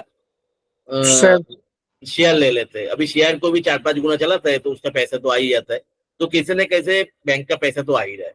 इस कंपनी में भी देखोगे आईसीआईसीआई का 10% स्टेक है, क्योंकि आईसीआईसीआई के साथ बड़ा लोन था उसका। तो बात ये होता है, तो जो भी ये आप अगर देखोगे डिप देखो एकदम से अभी के दिन में जितना रिजर्व है उतना ही डिप है, मतलब एक कुछ भी खराब कुछ हुआ तो संभाल सकते हैं, सही है ना। तो मतलब बैलेंस शीट इस जगह पे मैं सेल्स या प्रॉफिट के बात पे नहीं रह लूं, लेकिन in terms of debts and reserves ये बैलेंस शीट एकदम सुधर गया, जो कोई भी एक अच्छा कंपनी जैसे एक बैलेंस शीट इसका बन गया। तो आप अगर सेल्स में भी देखोगे, ये सेल्स में भी 2018 के बाद से वो टर्न अराउंड हुआ, 1.5 गुना सेल्स बढ़ा, ठीक है। तो प्रॉफिट भी इस जगह पे जो ह्यूज लॉस पे चल रहा था कंपनी, जो वो जगह से लॉस से अभी इस साल हाईएस्ट प्रॉफिट भी है टीटीएम में दिख रहा है, ठीक है। तो आपको इस जगह पे भी देखोगे लास्ट ईयर दिसंबर क्वार्टर से इस बार दिसंबर क्वार्टर ये भी लॉस टू प्रॉफिट है, जो मतलब सारे बैलेंस शीट उसको सपोर्ट कर रहे हैं। ऑब्वियसली इसका बिजनेस अलग है, मतलब अच्छा है, और ये अभी एक्सपेंशन पे भी जा रहा है शायद, मैंने कहाँ पे तो देख रहा था। बोलो आप लोग क्या इसको स्टडी किया? दादा इसमें जो आपने बताया सारी चीजें हैं, इसमें बाकी इन्होंने कुछ अपनी इक्विटी भी डाइल्यूट करी है, जो डेट था उसको इक्विटी में कन्वर्ट किया है, और बाकी तो यही था इसमें बेसिक। तो इनका यही पावर प्रोजेक्ट जो चला रहा है हाइड्रो है और थर्मल पावर प्लांट है। देखो हाइड्रो पावर का तो फ्यूचर है, मैंने कुछ किसी को कुछ पता है कोई क्या एक्सपेंशन पे एग्जैक्टली जा रहा है? इन्होंने एक्चुअली बाकी सब बिजनेस बंद करके से पावर पे ही मतलब वो फोकस कर रहे हैं जी। तो जो भी ये बैलेंस शीट एकदम टर्न अराउंड है। देखो हम लोग जब वो लिया था जय बालाजी, वैसा ही बैलेंस शीट था ना, टर्न अराउंड हो रहा था, बैंकक्रप्ट सिचुएशन से घुमा था, और उसको चार्ट में ऐसा एक थोड़ा सा वो दिख रहा था। तो जनरली ऐसा क्या होता है, ऐसा अगर चार्ट बनता है ना, वो धीरे धीरे इसको भी क्रॉस करता है। मैं तो हाई एक जो पुराना हाई है कंजर्वेटिव टारगेट बोला, ये हाई को क्रॉस कर गया तो और भी 2-3 गुना हो सकते, तो ये स्टॉक में कुछ भी हो सकते। तो मैं ये भी नहीं बोलूंगा कि इस तरह का मतलब कंपनी जिसमें बिजनेस भी क्लियरली दिख नहीं रहा है, बैलेंस शीट इंप्रूव हो रहा है, बिजनेस भी धीरे धीरे घूम रहा है, और इसको ही फोकस करके एक ही बिजनेस को फोकस करके चल रहा है, और उसको मतलब पावर परचेज एग्रीमेंट है, सब कुछ है, 5-6 साल का सेल्स का भी विजिबिलिटी है। तो जनरली एक देखो जो भी है वही लेके एक कंपनी एक बार 140 पे था, सही है ना, तो वो जगह तो रिकवर कर ही सकता है, ठीक है। और जो बिजनेस बढ़ा है उसके लिए भी एक मूव हो सकता है, तो इन फ्यूचर ये मल्टीवेगर्स बन सकते हैं। इधर से 10-15 गुना होगा तो उसको तो मल्टीवेगर्स ही बोलेंगे ना, मैं तो 4-5 गुना होता है उसको ही बोलता हूँ मल्टीवेगर्स, तो 10 गुना होने का एक चांस है। तो इसमें मैं तो क्या कर रहा हूँ, मैं स्मॉल क्वांटिटी खरीद रहा हूँ, ये सब तरह का कंपनी में बहुत ज्यादा बिलीव तो आता नहीं, स्मॉल क्वांटिटी जो क्वांटिटी मेरा जाएगा तो कुछ आता नहीं, इतना क्वांटिटी खरीद के मैं बैठ रहा हूँ, बिकॉज अब चार्ट बहुत अच्छा है, बैलेंस शीट घूम रहा है, इसके बाहर मेरे को और कुछ पता नहीं है। बोलिए आप लोग। सर इसमें अभी आप देखेंगे तो overall power consumption all over India में it is increasing, the government is pushing all the power plants to increase their capacity, if you see month on month consumption की बात करें, पावर कंजम्पशन जो डेटा आ रहा है, तो it is increasing month on month. तो government is pushing strongly to increase all power production in all forms. तो मतलब पावर कंपनी का तो फ्यूचर है सिद्धार्थ जी. हाँ, yes sir, means all forms sir, hydro power है बहुत दिन बाद सुना सर. सर आपको. हाँ सर, मैं बहुत दिनों के बाद ज्वाइन किया सर, थोड़ा बिजी कहाँ चल रहा था रहते हो अभी. सर? नहीं सर, अभी क्या मार्च एंडिंग में मंथ एंड रहता है ना सर, तो थोड़ा बिजी चल रहा था. आज टाइम था तो मैंने ज्वाइन कर लेते सर. अच्छा, अभी नया साल चालू हुआ. हाँ सर, अभी अप्रैल महीना हमारा थोड़ा स्लो रहता है, अप्रैल मई जून. तो आप तो बैंकर्स हो, आप मैं जो बात बोला डेप्थ के बारे में, वो तो सही है ना. कोई भी कंपनी का बैलेंस शीट का डेप्थ तो यही जैसे दिखता है अभी. हाँ सर, वो सबका क्या है सुधरता है. कि इक्विटी में कन्वर्ट हो जाता है, और कितनी बैंक्स के बाद में एआरसी को भी बेच देती है, तो to clean their balance sheet and all that stuff. हाँ, अभी कोई भी कंपनी को बैलेंस शीट तो क्लीन रखना ही है. हाँ, वो प्रेशर आई है सर ऊपर से, सेंट्रल गवर्नमेंट से. अभी वो काट कमीशन वाला लोन बंद हो गया सबका. वो सब बंद हो गया सर. वो आपको ज्यादा पता होगा, जो भी है. चलो नहीं सर. ठीक है. तो अभी हम लोग क्या कर सकते हैं? गोविंद जी कुछ तो बोलो. आप जैसे नॉलेजेबल आदमी अगर चुप रहेगा तो कैसे होगा? दादा इसके बारे में मैंने पढ़ा नहीं दादा. ये क्या कि पोर का कंपनी है. मैं अभी एक कंपनी उसको फॉलो कर रहा हूँ दादा. ये चार्ट के हिसाब से मैंने उस समय आपने बताया था, तो चार्ट के हिसाब से मैंने 15 रुपए का स्टॉप लॉस में बताया था. 15 रुपए तक स्टॉप लॉस रह सकता है. तो ठीक है, तो आपने लिया? हाँ, ये लिया हुआ है दादा, मेरे पास 16 पे है, 1000 लेके रखा है. आप तो नाम सुनते तो ले लेते हो. नहीं दादा, ये कैसे ही एक कंपनी है दादा, छोटा कंपनी था, 5 रुपए से मिस कर दिया था. जैसे ये अल्फा ट्रांसफॉर्मर है दादा, उसका ये एक मार्सन कंपनी के नाम से है दादा. चलो, छोटा वो तो कंपनी डिस्कस करते हैं. इसके बारे में सर कुछ बोलो, किसी को अगर कोई बोलना है तो. हाँ, उसके बारे में उतना नहीं है दादा. मैंने एक्चुअली चलो दूसरे स्टॉक के लिए बात करेंगे सर. ओके दादा. किसी ने नहीं पढ़ा? संदीप जी, आप तो स्टडी करते हो बहुत. मैं विद्युत जी, मैंने पढ़ा था इसके बारे में. इसका बेसिकली आपने से बताया, एक हाइड्रो पावर प्लांट है और 2 हाइड्रो पावर प्लांट उत्तरांचल में है, और 2 थर्मल पावर प्लांट है एमपी में. तो इसके पास में एक कोल माइन भी है, और मेनली वो कैप्टिव के लिए ही उसका कोल माइन यूज होता है. तब भी थोड़ा शॉर्ट रहता है. ऐसा नहीं है कि पूरा कोल माइन पूरा कैपेसिटी के लिए काफी है. तो ये बाहर से भी परचेज करता है. 50% ही है कोल माइन का. 70-75% जो मैंने पढ़ा था, तो वो उसको बाहर से भी लेना पड़ता है. इसका एग्रीमेंट जो सप्लाई करता है बेसिकली 2 कंपनीज को, यूपी पावर कॉर्पोरेशन को करता है और एमपी पावर कॉर्पोरेशन को करता है. तो थोड़ा सा वहां पे इसको पैसा लेट रियलाइज होता है, क्योंकि मैंने यूपी पावर कॉर्पोरेशन का तो मैंने बैलेंस शीट पहले देखा हुआ था, आज से 2-3 साल पहले, बिकॉज ऑफ मैं ही बैंक में काम करता हूँ. तो उधर थोड़ा सा स्ट्रेस रहता है. वो लोग थोड़ा लेट देते हैं, 90 दिन 120 दिन में पैसा देते हैं, जितने भी पावर जनरेटर्स को है, क्योंकि वो डिस्कॉम थोड़े से कमजोर हैं स्टेट के बहुत सारे.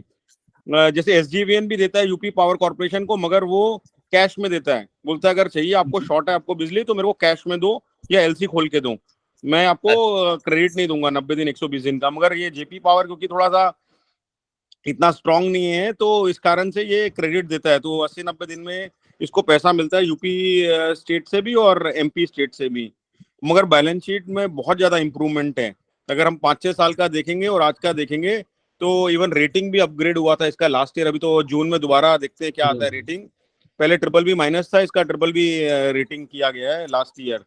इसका एक और ग्रुप कंसर्न था, उसमें गारंटीज दी हुई थी इसने, वो एनसीएलटी में है. मैंने वो नहीं चेक किया कि उसका क्या हुआ है, क्योंकि गारंटी दिया हुआ है तो शायद से इन्वोकेशन होगा नहीं हुआ वो मालूम नहीं. तो एक वो स्टडी करना पड़ेगा. एक जेपी एसोसिएट्स करके इसकी कंपनी है, ग्रुप कंसर्न. हाँ, उसको क्या एक्चुअली जेपी एसोसिएट पूरा जेपी ग्रुप भयंकर मिसमैनेजमेंट हुआ था. भयंकर मिसमैनेजमेंट एक ग्रुप था. तो वो देखना है कि क्या हुआ उसका. ये मतलब बैलेंस शीट देख के तो लग रहा है मतलब राइट वे पे है. बैलेंस शीट में जो भी बैंक का जैसे सिचुएशन था, उधर से तो बहुत दिन पहले बाहर निकल के आया. सही है ना? मैंने दादा ऐसे ही, ये मैं बोला नहीं, मैं ऐसे ही ये स्टॉक ले लिया था. 2000 शेयर लिया था 7.5 रुपए में. तो मैंने अपना 14 रुपए में जब आया, तो मैंने ऑलमोस्ट अपना निकाल लिया. आप ही की तरह मैंने अभी स्टॉक रखा हुआ है. तो मैं तो इन्वेस्टेड हूँ, तो मुझे कोई दिक्कत नहीं है. मगर थोड़ा छोटा क्वांटिटी 1000 ही रह गया अभी. तो आप जब निकल गए मार्केट है, बहुत कंट्रोवर्सी का जाएगा है. जो एक बंदा जब मतलब एक बंदा जब निकल जाता है तब दूसरे बंदा सोचता है। नहीं रखा, फ्री शेयर रखा हुआ है, 1000 रखा हुआ है ना, मेरा डबल हो गया था, तो कैसे होता है? देखो, आप कोई चीज सेल कर रहे हो मतलब दूसरा कोई तो बाई तो कर ही खरीद रहे रहा हैं। है। तो मतलब बहुत कॉन्ट्राडिक्टरी जाएगा है। जिस जगह पे आप मतलब छोड़ रहे हो उस जगह पे दूसरा कोई उठा तो रहा है। नहीं, मगर मैंने सिर्फ इसलिए मेरा डबल हो गया, इसलिए मेरे को कोई कंपनी में तो हाँ, अभी भी नहीं स्ट्रांग है। जस्ट एक मतलब सर जस्ट यही व्यू बोल होता है रहा हूँ। मार्केट में। मार्केट यही है कि आपका पैसा बन गया, आप निकल गए, कोई और ले रहा है को सोच के कि मेरा पैसा भी डबल होगा। हाँ। नहीं, अब ये मैंने रख दिया, ये फ्री स्टॉक जैसे आप रख देते हो ना दादा, मेरे पास भी ऐसा बहुत बड़ा पोर्टफोलियो है ये फ्री स्टॉक्स का, तो मैं छोड़ देता हूँ, फिर देखना तो बंद कर देता हूँ। आप भी वही मेरे कॉन्सेप्ट पे आ गया, फ्री स्टॉक वाला। हाँ दादा मैं और ये बताऊं, अगर आपसे आप मैंने ये अभी नहीं सीखा दादा, ये मैं आपको 4-5 साल से फॉलो कर रहा हूँ। जब ये आप अभिषेक नीने वाले ग्रुप में थे तब से मैं फॉलो कर रहा हूँ ये सब आपका, तो मैं तब से फ्री स्टॉक का तभी से चालू किया हुआ है देखो, आपका। देखिए हम लोगों को राकेश जूनियर वाला या तो वॉरेन बफेट जैसे स्टोमक तो है नहीं, उतना हजम करने वाला स्टोमक है नहीं, तो हम लोगों को वही भरोसा है फ्री स्टॉक। बोलिए राजीव जी, आप कुछ बोल रहा था। नहीं दादा, जो फ्री स्टॉक जैसा भी सर ने कहा कि जेपी 7 पे खरीदा 14 पे बेच दिया, सेम भी मैंने ये आपका पीएनबी बैंक 40 रुपए पे एक्यूमुलेट किया था, तो अभी मैं 110 115 पे आई सोल्ड सम स्टॉक्स, तो बाकी free shares IDFC first bank 40 पे एक्वायर किया था, 2000 शेयर अपनी कॉस्ट ऑफ इन्वेस्टमेंट निकाल लिया, और बाकी फ्री शेयर मैंने होल्ड करके रखा है। The way you do it same वही मैं भी कर रहा हूँ कि फ्री शेयर रखो, लाइफ टाइम रखो अपने पास, एटलीस्ट डिविडेंड या वो तो मिलता रहे। ऑब्वियसली ये राइट वे नहीं है, लेकिन हम लोगों को क्या होता है, कोई भी स्टॉक के ऊपर उस लेवल का कॉन्विक्शन नहीं रहता है। ये हम लोगों को मतलब क्या बोले, ऑब्वियस लिमिटेशन से, क्योंकि हम लोग छोटा इन्वेस्टर है, उस लेवल का इन्फॉर्मेशन कभी भी नहीं मिलेगा और उस लेवल का कॉन्फिडेंस भी नहीं आएगा। तो छोटा इन्वेस्टर का यही एक भरोसा है फ्री स्टॉक, कुछ भी अच्छा बने तो सही है ना। Agreed agreed agreed. चलो अभी दूसरे स्टॉक कौन सा डिस्कस करना है दादा? एक WS दूसरा कौन सा बोला था? चलो एंटोनी वेस्ट तो हम लोग उसी दिन मैक्सिमम डिस्कस किया था, मैंने भी थोड़ा जितना पढ़ा तो मेरे को तो अच्छा ही लगा। चलो ज्यादा इसमें बात नहीं करेंगे क्योंकि लास्ट दिन तो बहुत बात किया था इसके ऊपर। तो मेरे को जो भी स्ट्रक्चर दिखा बहुत अच्छा दिख रहा है, मतलब मैंने उस दिन भी जो हम लोग जो सोचा था, नहीं आता नहीं, ये तो विल्मर हो गया, ये नहीं है।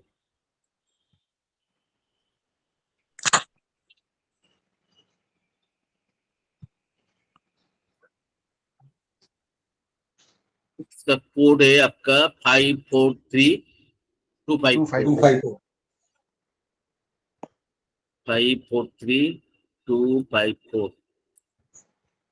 अच्छा ये डब्ल्यू, तो जो भी है देखो, इसके पहले इसका कोई चार्ट नहीं था, तो इस जगह पे एक ऑल टाइम हाई को ब्रेक किया, इस जगह पे वॉल्यूम डेवलपमेंट था, मैंने उस दिन भी बोला था। तो इस जगह पे जो भी है देखो एक हायर हाई वो दे रहा है, थोड़ा सा ये है, मेरे को लगता है इस जगह तक एक बार रिटेस्ट कर सकता है। ठीक है, तो ये जोन पे मतलब एक्यूमुलेशन में थोड़ा सा लिया, 30-40% लिया, तो अगर इस जगह पे आएगा तो मैंने उसको थोड़ा सा लूंगा। मेरे को बिजनेस जो है हम लोग जो उस दिन डिस्कस ऑलरेडी किया था, ये किसी ने सजेस्ट किया था, बहुत अच्छा स्टॉक मेरे को लगा। बिजनेस जो बेसिकली ये म्यूनिसिपैलिटी जो वेस्ट कलेक्शन करते हैं डे टू डे, तो वही वेस्ट कलेक्शन का ये कॉन्ट्रैक्ट लेते हैं, तो इसके वो कलेक्शन करने के लिए इसके पास ह्यूज इंफ्रास्ट्रक्चर है। और वो वेस्ट को क्या करते हैं, 3 तरह से डिवाइड करते हैं। कुछ जिसमें कुछ नहीं होता है वो हो सकता है उसमें लैंडफिल के लिए, किसी में वो मेटल वगैरह या तो पीसेस मेटल वो सब का रिकवरी के लिए यूज होता है, और बाकी यूज होता है तो वो पावर प्लांट में, वो इससे जो पावर प्लांट है, 3 तरह का स्ट्रक्चर है। और तीनों में एक क्या होता है, मतलब जो पावर प्लांट वाला स्ट्रक्चर है उसमें इसके पास एक बहुत बड़ा एशिया का सबसे बड़ा डैम्पिंग यार्ड है, उधर ये मतलब रिकवरी करता है। और इसके बाद वो पावर प्लांट जो है ऑलरेडी इसके साथ एक इनोवेशन हो गया है, कुछ मोदी जी ने इनोवेशन किया था, ऐसा कुछ था, तो उसमें बहुत बड़ा प्लान है इसका। तो मतलब क्या है, ये जो वेस्ट है, जो इंडिया का सबसे बड़ा प्रॉब्लम है अभी आज के दिन में, वेस्ट का कोई रिसाइकलिंग प्लान या तो कुछ था नहीं। लेकिन आपको अगर फास्टर ग्रोइंग इकोनॉमी हो तो वेस्ट का तो एक पूरा सही वे में आपको करना पड़ेगा। ठीक है, जैसे मैं आप लोगों को पहले से बोला था, ये गैविटा जैसे कंपनी क्यों बढ़ रहा है, क्योंकि वो लोगों को पहले 100% आपको इंपोर्ट करना पड़ता था वेस्ट, क्योंकि वो वेस्ट से मेटल रिकवर करता है। तो लेकिन आज के दिन में इंडिया में अच्छा खासा क्वांटिटी उसको इंडिया में ही मिल रहा है। तो मतलब वही स्ट्रक्चरल वे में हर जगह पे करना पड़ रहा है।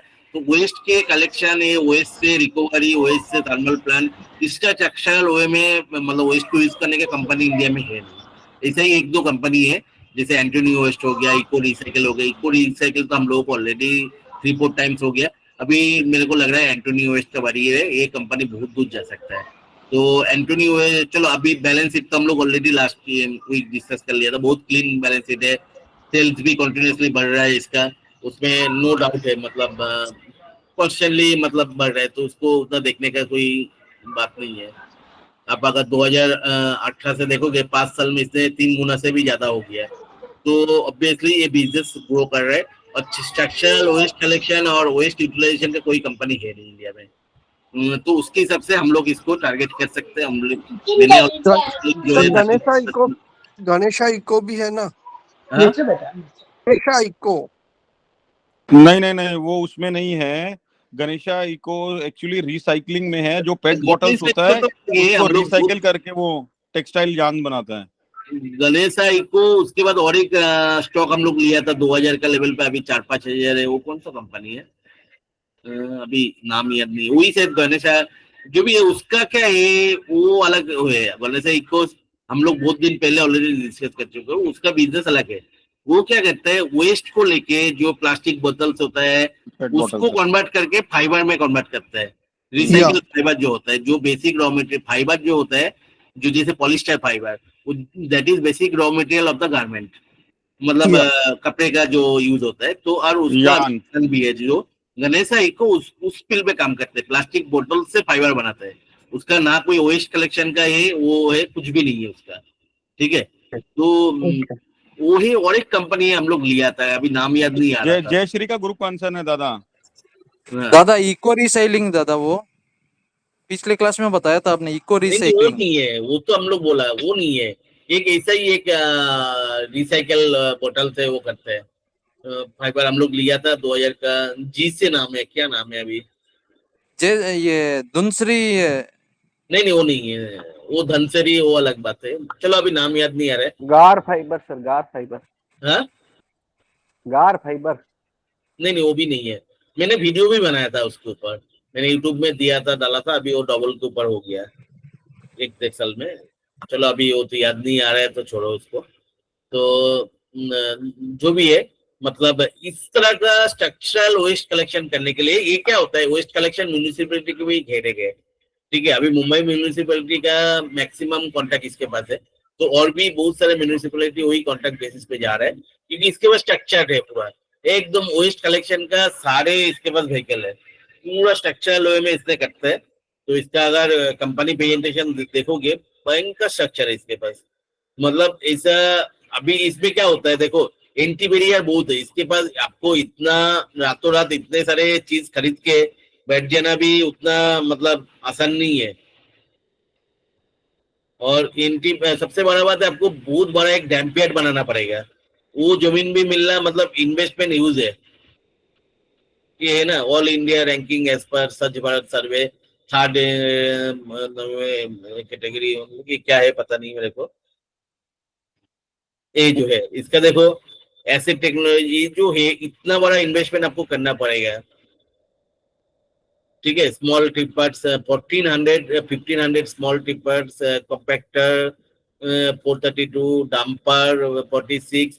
तो इतने बड़ा एक स्ट्रक्चर वेस्ट कलेक्शन के लिए, ये क्या होता है, कोई भी म्यूनिसिपैलिटी को भी रखना पड़ता है बड़ा स्ट्रक्चर, तो उसके लिए अच्छा है किसी को कॉन्ट्रैक्ट दे दे। और ये क्या है, बैकयार्ड में भी इसको मतलब फॉरवर्ड इंटीग्रेशन भी है वेस्ट का, उसको प्रॉपरली यूटिलाइज करने के लिए।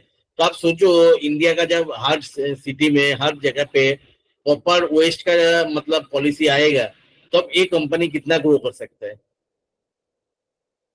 सही है ना। सही है दादा। तो जिसने भी दिया था, किसने दिया था मेरे को याद नहीं है अभी। अच्छा दादा इसमें एक प्रॉब्लम ये मैं नहीं दिया था दादा, मेरे को ये अच्छा लगा था, मैं पढ़ा था तो हाँ बोलिए, अब कौन, कोई कुछ बोल रहा था? हाँ, इसका आईपीओ जब आया था तब मैंने उसको अप्लाई किया था, पर कुछ मैनेजमेंट में इश्यू था तो आईपीओ विड्रॉ कर लिया था। फिर दूसरा पॉइंट वो था कि मेरा एक फ्रेंड सीए है, तो मैं ये ट्रैक कर रहा था कि कॉन्सेप्ट अच्छा है इसका, कंपनी का वर्किंग। तो उसने मुझे बैलेंस शीट में दिखाया कि ये कंपनी कुछ 300 करोड़ रुपया फंड साइफन कर रही है, और उसके 15 दिन में ही उसकी वहाँ आईटी और ईडी की रेड हुई थी और उसमें वही सब मामला बाहर आया था। कुछ बैलेंस शीट में उस टाइम 2021 में, क्योंकि उसका प्राइस नीचे नहीं जा रहा था आईपीओ से और उसमें ही कंसोलिडेट कर रहा था, तो मैंने बोला स्टॉक तो सही है। तो सीए ने बोला कि नहीं, इसका कंपनी में कुछ गड़बड़ चल रहा है, और 15 दिन में उसमें आईटी का रेड हो गया। तो जो भी ये उस टाइम वो 3-4 साल पहले का बात है। हाँ, ऑब्वियसली वो सब प्रॉब्लम सॉल्व आउट किया तो उसने वो ऑल टाइम बैकआउट दिया ना। अच्छा। स्मार्ट इन्वेस्टर उतना मतलब वो नहीं है जो 4 साल से जो प्राइस के ऊपर जा नहीं रहा था, वो प्राइस के ऊपर अभी ट्रेड कर रहे हैं, मतलब कुछ तो प्रॉब्लम है ना, और वॉल्यूम के साथ। और तो जो भी ये शायद सॉर्ट आउट हो गया। अभी इंडिया में आप सही में बोलो, आपको जो भी बोल रहे हैं, इंडिया में 90% कंपनी का प्रमोटर का प्रॉब्लम रहता ही है, नहीं तो आप बिजनेस नहीं कर सकते, आपको 10 जगह पे खिलाना ही पड़ता है। नहीं, बाकी अहमदाबाद में वो पिराना का जो बड़ा टावर है ना, वो डूंगर सब कचरे का, तो उसका कॉन्ट्रैक्ट उसका ही है सब क्लीनिंग का। मैंने वही बोल रहा हूँ, आप समझो। आपको लगता है सूरत म्युनिसिपल कॉर्पोरेशन एकदम हर चीज 100% व्हाइट रख के कोई बिजनेस चला सकते हैं इंडिया में आज के दिन में भी? नहीं। और दादा ये फ्यूचर बिजनेस है, फ्यूचर बिजनेस है तो मतलब, और इसके पास स्ट्रक्चर है, दिखता भी है। आप जैसे बोल रहे हो ना डूंगर टावर, मतलब कि आपको दिख रहा है इसका प्रेजेंस। हाँ बिल्कुल, और वो भी कम भी हो रहा है अभी, तो रेगुलरली वहां से निकलते हैं तो देखते हैं तो वो तो काफी प्रोग्रेस कर रहा है कि क्लीन अप सारा कर दिया है सब।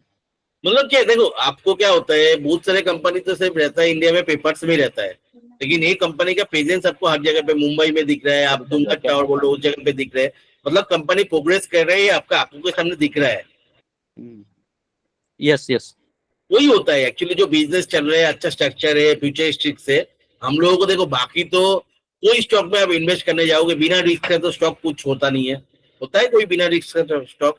नहीं, स्टॉक में तो और 100% कन्फर्मेशन आपको कभी नहीं मिलेगा कोई भी चीजों में। तो मेरे हिसाब से इसमें उतना सोचने की बात नहीं है, तो क्योंकि हम लोग ऑलरेडी पोर्टफोलियो रिस्क मैनेजमेंट करके ही चलता है, ठीक है।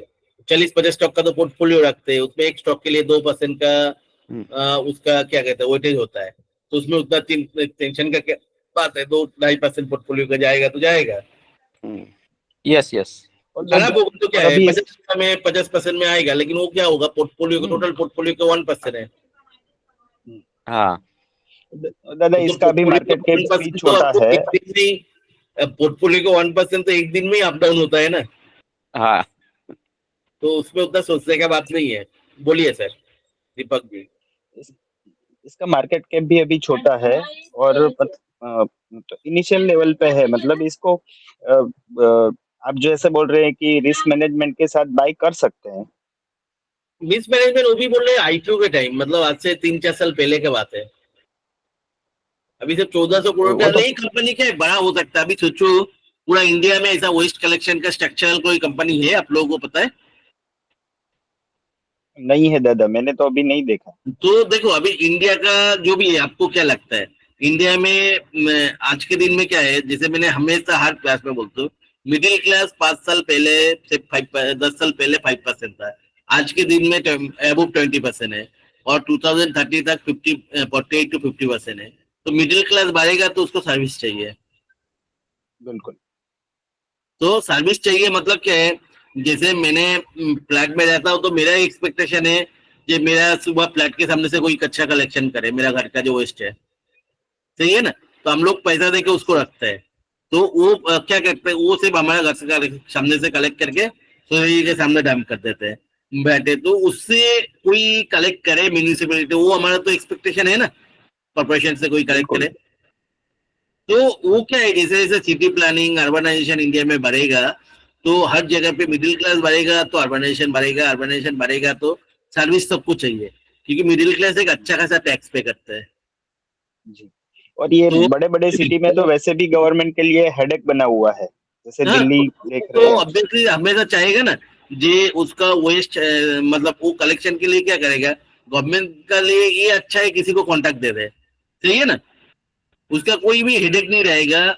और सबसे बड़ा बात है कोई भी गवर्नमेंट आज के दिन में कोई गवर्नमेंट बोलो कोई भी कॉर्पोरेट बोलो एक्स्ट्रा मैन पावर कोई नहीं रखना चाहता है, जी क्योंकि गवर्नमेंट का पे रोल पे सब करेगा।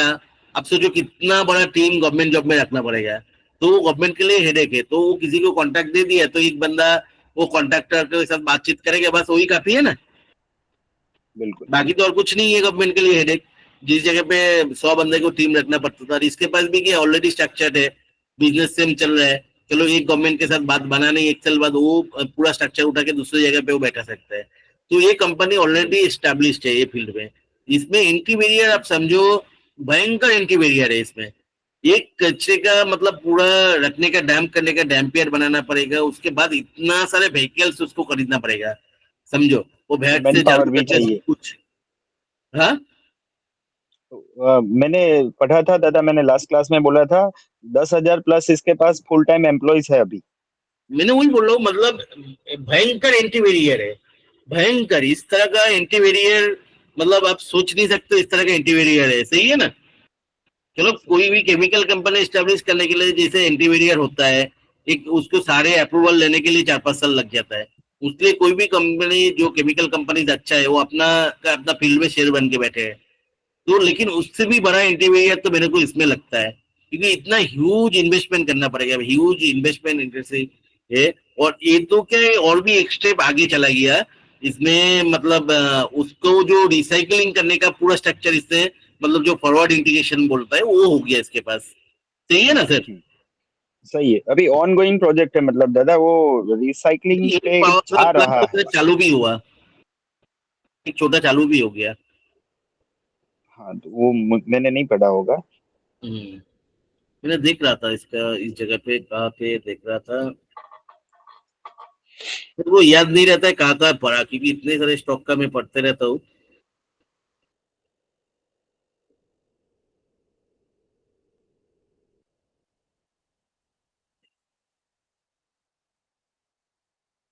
Maharashtra fast waste to energy project है ना, integrated waste to energy project inaugurated at August 1, 2023। Narendra Modi तो मतलब अगस्त से चालू हो गया। 14 मेगावाट का पावर प्लांट, ग्रीन एनर्जी।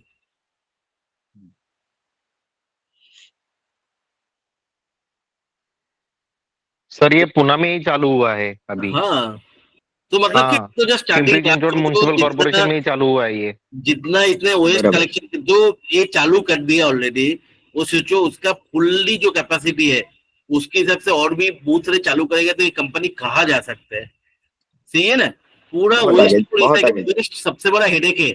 अब समझो अर्बनाइजेशन का सबसे बड़ा हेडेक है वेस्ट, सही है या नहीं। सही है बिल्कुल। अंदर अगर वेस्ट डंपिंग होकर पड़ा रहेगा आप कभी भी वो टॉलरेट करोगे, नहीं करोगे ना आप टॉलरेट, बिल्कुल नहीं।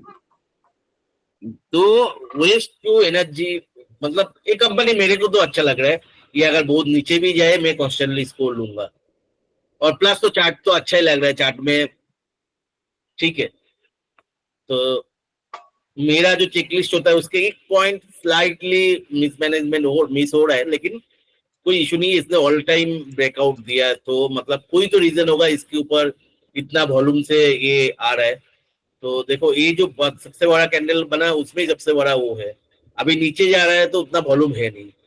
तो मतलब क्या है, तो कोई बेच तो नहीं रहा है जो भी खरीदा था, तो इसमें बड़ा कुछ होने वाला है। तो इसको तो मैं लूंगा। चलो आप लोगों को क्या डिसीजन है।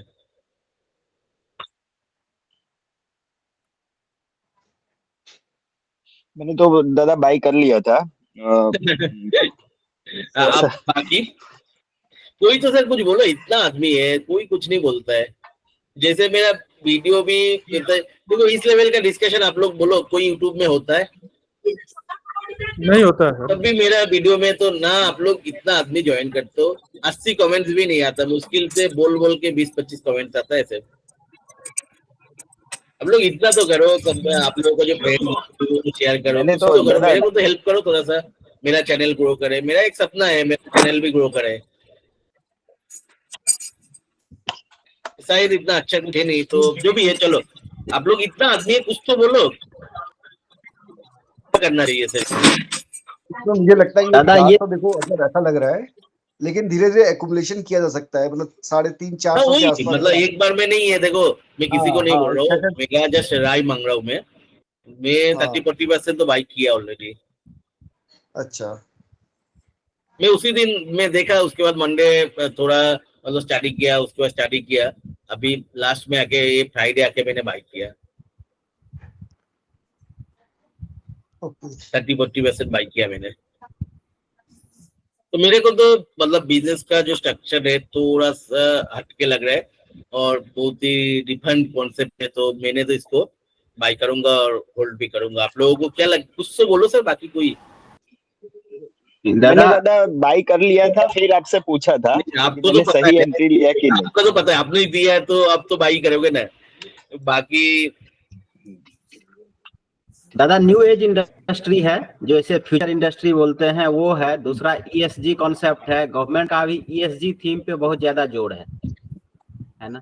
आपने बताया ही है इसमें जो है देखो कि आपको कंपनी वही खरीदना चाहिए जिसमें गवर्नमेंट का फोकस है, जो फील्ड में। और तो ये कल फील्ड को में आगे मतलब चल के हो government सकता का है focus गवर्नमेंट इस है। बिजनेस पे थोड़ा सा उसको और इंसेंटिव दे, तो अभी भी है। बोलिए दादा और इसमें एक सिर्फ मतलब मेरे पास में, मैं इसलिए ज्यादा नहीं, मेरे पास पुराना पड़ा हुआ है, वो भी ये भी फ्री शेयर पड़ा, बोलेंगे फ्री शेयर बोल रहा है, एक चीज मैंने देखा है, बट इसमें नोट किया है कि ये लास्ट ईयर का जो प्रॉफिटेबिलिटी है ना अपना, ये देखना पड़ेगा कि क्या रीजन है कि लास्ट 3 क्वार्टर में, क्योंकि अभी मार्च का तो रिजल्ट नहीं आया है 24 का, मगर जून से लेके 3 जो क्वार्टर गया है उसमें ऑपरेटिंग प्रॉफिट कम हो गया है, आधा हो गया, जैसे वही ना सर, 43% नया बिजनेस आ रहे हैं। देखो इसका पावर प्लांट का चालू हुआ अगस्त से, तो कोई भी नया बिजनेस, कोई भी बिजनेस एक्सपेंशन मोड में रहते हैं तो एक्सपेंस कर प्रॉफिट रहा है कम होता ही है उसका जी। वो थोड़ा बस है, बाकी तो बहुत मजबूत कंपनी है, मतलब वन ऑफ द कंपनी जो नहीं, ऐसे भी इस फील्ड में काम कर रहे हैं। देखो 2020 से दिसंबर से अभी तक वही है एक्चुअली, वही है। देखो मतलब 22-23%, हाँ तो एकदम से 25% तो नहीं है, लेकिन बिजनेस एक्सपेंशन भी कितना किया तो वो तो देखो, एक्सपेंशन करेगा तो उसको लोन भरेगा, तो वो भी उतना कुछ तो है नहीं। इसका ब्राउजिंग 402 करोड़ का ये, तो यही रीजन होगा इसका नहीं, लेकिन वो तो ऑपरेटिंग में नहीं आएगा। लेकिन कोई भी बिजनेस आप अगर देखोगे, वो अगर एक्सपेंशन मोड पे है तो क्या होता है, आपको कोई भी कंपनी, आप कॉर्पोरेट में हो तो आपको क्या, कोई भी कंपनी कॉस्ट पे कब काम करता है, कुछ खर्चा तो बड़ा होगा, वही थोड़ा डिटेल में देखना है, बट Just मॉडल आपको बहुत मजबूत है। आपको समझने की कोशिश वही कर रहा हूँ ना, कोई भी कंपनी कॉस्ट पे कब कम करता है,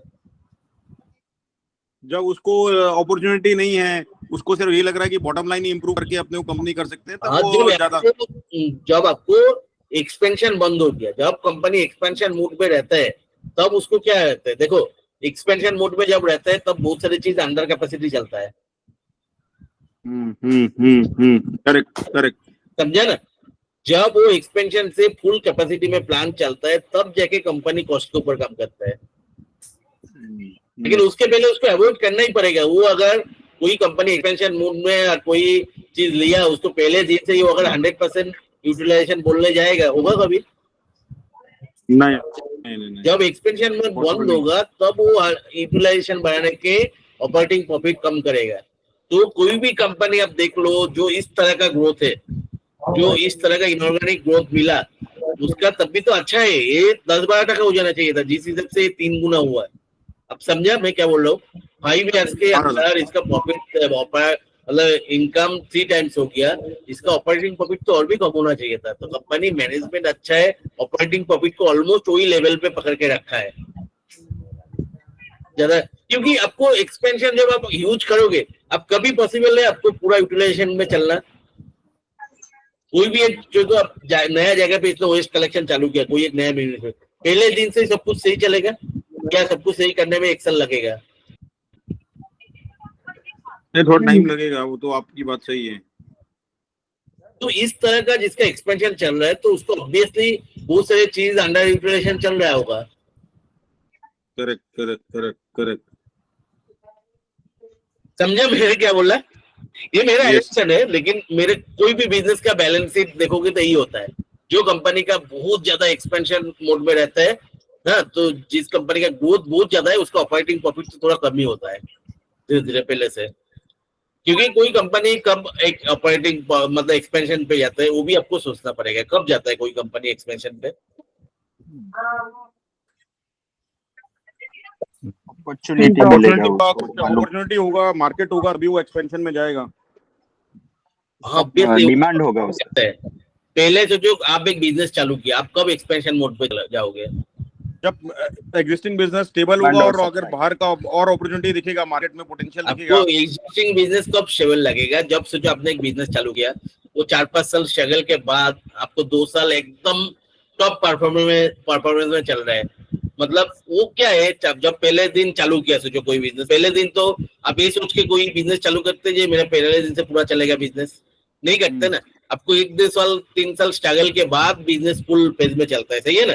तो बिजनेस फुल फेज में जब चलता है तब आपको बिजनेस को मतलब जो फुल फेज में चलाने के लिए जो स्ट्रगल है वो खत्म हो जाता है। उसके बाद आप क्या सोचते हो, ये 2 आदमी निकालो, इधर से ये कॉस्ट कम करूं, वो कॉस्ट कम करूं, तब क्या होता है आपको ऑपरेटिंग प्रॉफिट धीरे धीरे बढ़ता है, सही है ना? तो उसके बाद एकदम एक लेवल के बाद जब आप ऑपरेटिंग प्रॉफिट पे भी काम करने का कोई कुछ नहीं बचते, तब आप देख रहे हो हाँ मेरा बिजनेस फुल फेज में चल रहा है एकदम, तो इतना तो मेरा सिक्योर है। तब आप सोचते हो हाँ मैं थोड़ा सा और भी पैसा लगाऊं और थोड़ा सा इस जगह पे एक्सपेंशन करूं तो मेरा बिजनेस तो आराम से बढ़ जाएगा। तो जो आपने जो वो जगह पे थोड़ा सा पैसा लगाया, 50% बिजनेस बढ़ा दिया, लेकिन बिजनेस बढ़ाने के तुरंत बाद पूरा 50% यूटिलाइजेशन होगा। नहीं यार, ओके, वो लॉस तो आपको ऑपरेटिंग प्रॉफिट में ही वो हिट करेगा ना। तो ये चीज होता है, कोई भी आप बैलेंस शीट उठा के देख लो, मैं भी सोचता था, तो उसके बाद मैंने देखा जनरली ऑपरेटिंग प्रॉफिट अगर बिजनेस बढ़ने के साथ कम हो रहा है तो आपको ओडी करने का कोई बात नहीं है। क्लियर हुआ सबको? Yes yes yes yes yes. ठीक है, थोड़ा सा लॉजिकली आपको सोचना पड़ेगा, ये नहीं है जो मैं एक्सपर्ट, मैं ऐसा सोचता हूँ और कुछ नहीं है। चलो, क्योंकि ये हम लोगों को क्या है, मैं भी कॉर्पोरेट में हूँ तो हम लोगों को एक काम होता है, कुछ भी चीज में देखता हूँ कब हम लोग सोचते हैं कॉस्ट के लिए। चलो अभी दूसरा जो है, चलो अभी एक ही स्टॉक का करने का टाइम है, तो अल्फा ट्रांसफॉर्मर, WS इंडस्ट्री या अल्फा ट्रांसफॉर्मर? हाँ, अल्फा पे किया जाए सर। WS industries. अभी देखो टाइम है नहीं सर, क्योंकि अभी ऑलमोस्ट 12 बज गया, तो मेरा भी बहुत सारे वो है, और आज तो मेरे को जल्दी जल्दी करना है, आज कलकत्ता का मैच भी है मेरा। नहीं, सैटरडे संडे में ट्राई करता हूँ मैच के साथ साथ वो क्या कहते हैं DV11 रहता है ना, DV11 में 2-3 करोड़ कमाने का कोशिश करता हूँ। तो ट्राई तो करते ही है ना, 50 रुपया में अगर 3 करोड़ मिलने का चांस है, ट्राई तो करते ही है ना। 2-3 साल से ट्राई कर रहे हो, कभी हुआ नहीं है। दादा उसका भी क्लास लीजिए आप, ड्रीम 11 का। तो पता है मेरे को खुद तो नहीं मिलता है, वो तो आधा दिन वो 50 रुपया आधा दिन चला जाता है पैसा। दादा ऐसा ही एक स्टोरी हमारे उधर राजस्थान के अंदर पास में एक गांव के अंदर हुआ था, उसने 1.5 करोड़ रुपए जीता है उसके अंदर। देखो मैं क्या है, मैं चांस लेते रहता हूँ, चांस 50 रुपया देके अगर 3 करोड़ मिलने का चांस है, क्या प्रॉब्लम है? इसका मतलब ये नहीं है मैं हर रोज जाके लॉटरी कटूंगा, ऐसा भी नहीं है। लेकिन इसमें क्या है, आपको एंजॉयमेंट भी है, एक्साइटमेंट भी है, एंटरटेन है, सब कुछ है, तो उसके साथ एक चांस भी मिल रहा है 50 रुपया लगा के, सही है ना? कब लाख काम कर जाए किसको पता है? वो तो लाख का एलिमेंट ही ज्यादा है, तो टीम वीम लगा के उसको बैठे तो रहते हैं। अगर कभी मिल जाए, अभी तक मिला तो नहीं है, हाईएस्ट एक बार 500 रुपया मिला था बस। सर इसमें मैंने 3-4 बार कमाए, पर बड़े नहीं, 40-50 हजार तक। मेरा एक फ्रेंड है, वो मेरा कॉलीग है, वो तो हमेशा एक बाइक चलाता है, तो 4-5 लाख कमाई होता है। वो दूसरा तरह से खेलता है, उसका नहीं मैं मेरा वो क्या करते हैं, छोटे वो 2-3 करके लगा देता है, तो उसे मत है 10 लाख रुपया तो कमाता है वो। तो जो भी है, चलो अभी ये मेरा इधर से आप लोग सब म्यूट करो, क्या कुछ वो है। हेलो, हाँ अभी बंद हुआ। ये अल्फा वेल्थ करके कोई उन्होंने अगर खुल रहा है तो ऐसा प्रॉब्लम हो रहा है।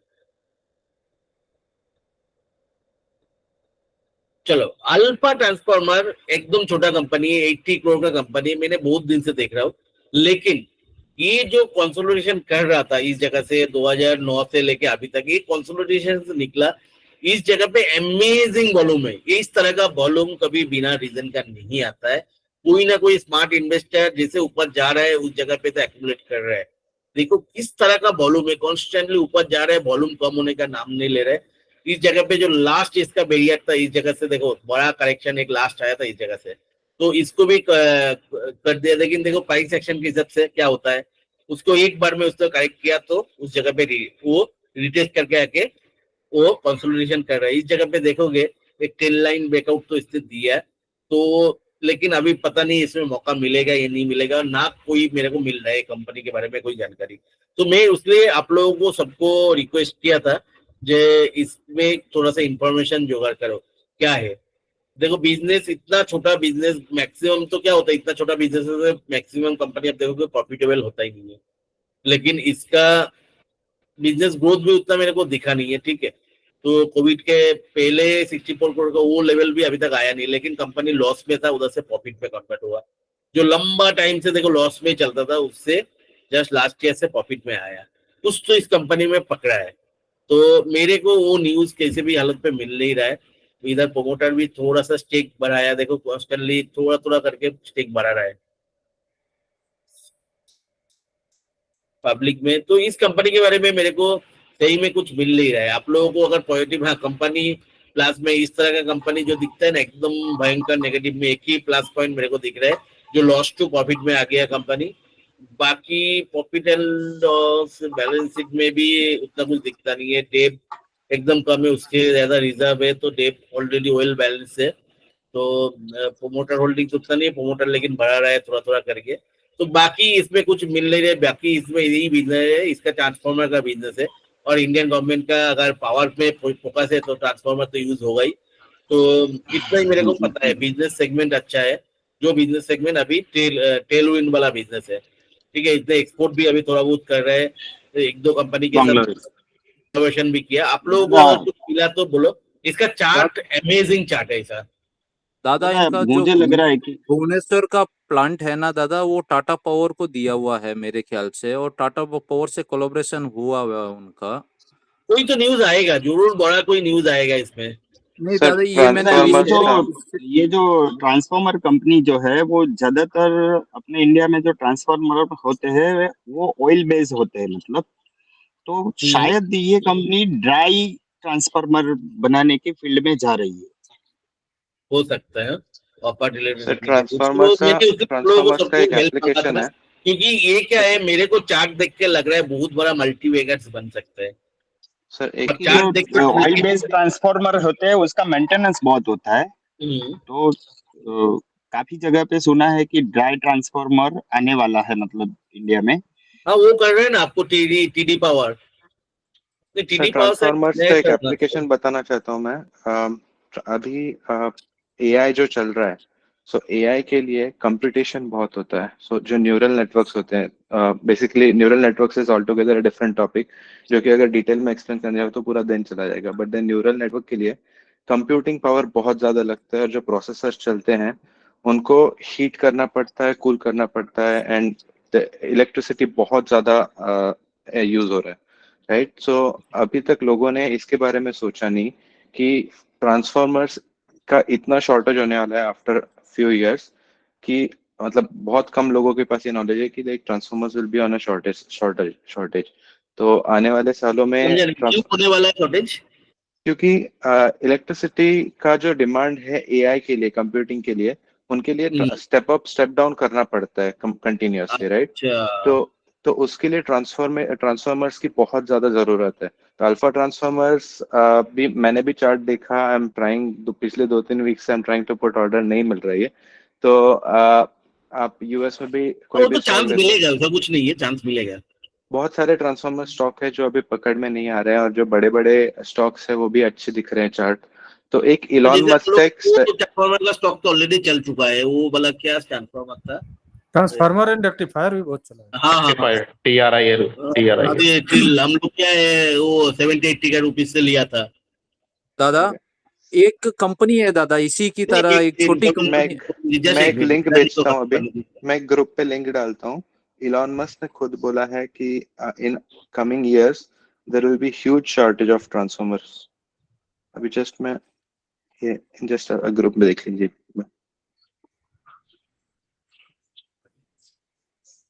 हम लोगों ने जैसे ये ज्योति ट्रांसफॉर्मर अभी प्रवीण जी बोलिए, एक मिनट प्रवीण जी बोलिए।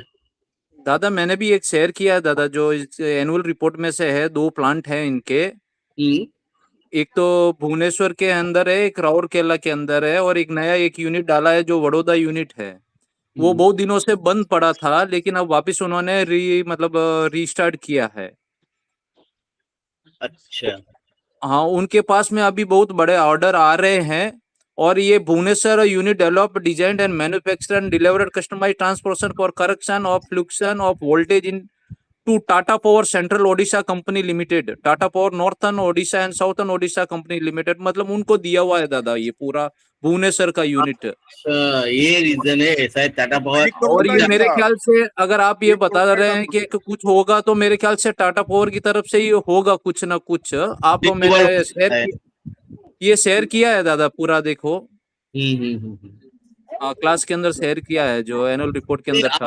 आप बड़ी कंपनी बोल रहे हो, चलो नेक्स्ट वीक में हम लोग डिस्कस करेंगे। WS इंडस्ट्री, उसके भी मैंने आपका पेशेंट में थोड़ा बहुत स्टडी किया, मेरे को बहुत अच्छा लग रहा है वो भी। नहीं दादा, अभी एक छोटा सा 1-2 मिनट के लिए एक कंपनी बता रहा हूँ दादा, वो मेरे ख्याल से अल्फा ट्रांसपोर्ट से भी अच्छा है, और छोटी मतलब 40 रुपए के रेट में मार्सन लिमिटेड। देखिए मैंने 5 रुपए पे मिस किया था, बड़ी क्वांटिटी उठाना चाहता था लेकिन मिस हो गया। अब देखता हूँ तो 40 रुपए उसका रेट है। Marsons limited, MARSON। सर इसको तो पहले क्लोज करते हैं, चलो ये नेक्स्ट वीक हम लोग करेंगे। ये में नहीं दादा, एक थोड़ा सा उसको देख लेते दादा, तो उसके लिए बाद में स्टडी के लिए अच्छा रहता। आप बोलो ना, कोड बोलो सर। मार्सन MOMAR, नहीं तो कोड बता देता हूँ दादा, 517 467। अमेजिंग, इसके अंदर भी वॉल्यूम है दादा, एकदम ऊपर ही जा रहा है ये। लेकिन अभी तो चांस नहीं है ना, इसको करेक्शन होने देते हैं। हाँ, यही करेक्शन के लिए मैंने बोला है कि अगर करेक्शन आएगा 20 के ऊपर या 20-23 के बीच में, तो तब उसको में चलता है। तो इसको थोड़ा देखो, कोई भी होगा तो वेब 2 आएगा, उस टाइप पे ले सकते हैं हम लोग, उसके पहले स्टडी करके रहते हैं, क्योंकि ये जिस इसके कंपनी, ये तो कुछ ना कुछ पॉजिटिव है इसमें, ऐसा कुछ नहीं है। हाँ, क्या है सर? इसका साइट पे जाके देखेंगे दादा, तो पूरा ट्रांसफार्मर का बहुत अच्छे मतलब ट्रांसफार्मर है, और उसके बीच में ऑर्डर भी अच्छा आ रहा है। साइट में पूरा डिटेल से बताया हुआ उनका। चलो इसको हम लोग टाइम मिले SNS पावर स्टडी करो इसको, ठीक है? तो मैंने भी इसको मेरा रेगुलर वॉच लिस्ट में रख दे रहे। डेबिट क्लियर कर रहा है, डेबिट क्लियर कर रहा है, और मेरे ख्याल से टर्न ओवर स्टडी आ रहा है दादा, पूरा डेबिट क्लियर करके, और कैश रिजर्व बढ़ रहा है उसका, प्रमोटर स्टेक भी बढ़ाया है इसने। अल्फा ट्रांसफार्मर आप देखोगे जो भी है सर, हम लोगों को क्लियर कट न्यूज नहीं मिल रहे। गोविंद जी आप अच्छा बोला वो देख के, तो मतलब टाटा पावर का एक टेक ओवर चांस है। तो अगर ट्रांसफार्मर का सही में मतलब इधर शॉर्टेज जो एलन मस्क जी बोल रहे हैं, जैसे अपने विक्रम जी ने बहुत अच्छा ये शेयर किया, तो ट्रांसफार्मर का पूरा सेक्टर के ऊपर हम लोग स्टडी करते हैं, और नेक्स्ट वीक ऐसा और भी ट्रांसफार्मर का जो कंपनीज है वो हम लोग ढूंढ के निकालते हैं, उसमें डिस्कस करेंगे। और एक वॉच लिस्ट में डाल सकते हैं SNS पावर करके। हाँ, तो वही मैं बोल रहा हूँ, तो वो ट्रांसफार्मर के ऊपर आप लोग स्टडी करें, तो नेक्स्ट वीक से ट्रांसफार्मर के ऊपर हम लोग डिस्कस कर सकते हैं। और एक कंपनी की प्रवीण जी को ढूंढा हुआ है, वो कैपासाइट और WS इंडस्ट्री, WS इंडस्ट्री, कैपासाइट, और ये ट्रांसफार्मर वाला 2-3 कंपनी, ये हम लोग नेक्स्ट वीक डिस्कस करेंगे। तो कैपासाइट भी मतलब एक अमेजिंग बिजनेस मॉडल वाला कंपनी है। मतलब कैसे मेरे को इतना दिन ह्यूज मतलब एक मल्टी ईयर ब्रेकआउट है, ह्यूज वॉल्यूम है, और उसका बिजनेस मॉडल लाइक आज से ही जो हाई राइज बनता है ना, उसको वो ईपीसी करते हैं। जैसे कोई गॉडेस सोचो कोई हाई राइज बना रहा है, तो वो हाई राइज का जो वो नाम तो बन रहा है गॉडेस का, लेकिन वो उसका बैकएंड में पूरा कॉन्ट्रैक्ट लेके पूरा वो उसको तैयार करता है। तो इस तरह का है। बहुत सारे इंडिया का मैक्सिमम हाई राइज जो नाम वाला बिल्डिंग है, तो जैसे रेमोंड का है, वो सब है, वो सब बनाए। और 2-3 हजार करोड़ का शायद कंपनी है। इसके पास ऑर्डर बुकिंग 11,000 करोड़ का ऑर्डर बुकिंग है।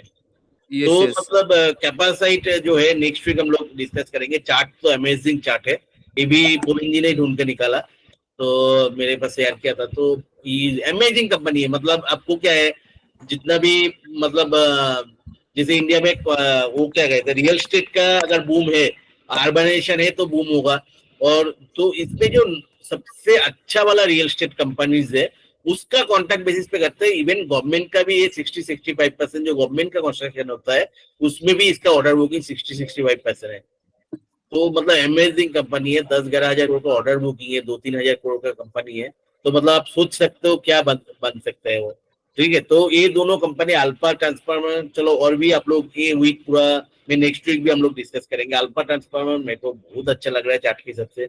ये कंपनी भी मार्सन्स जो है, ये भी अच्छा लग रहा है चार्ट। कलकत्ता बेस्ड है दादा ये मार्सन्स।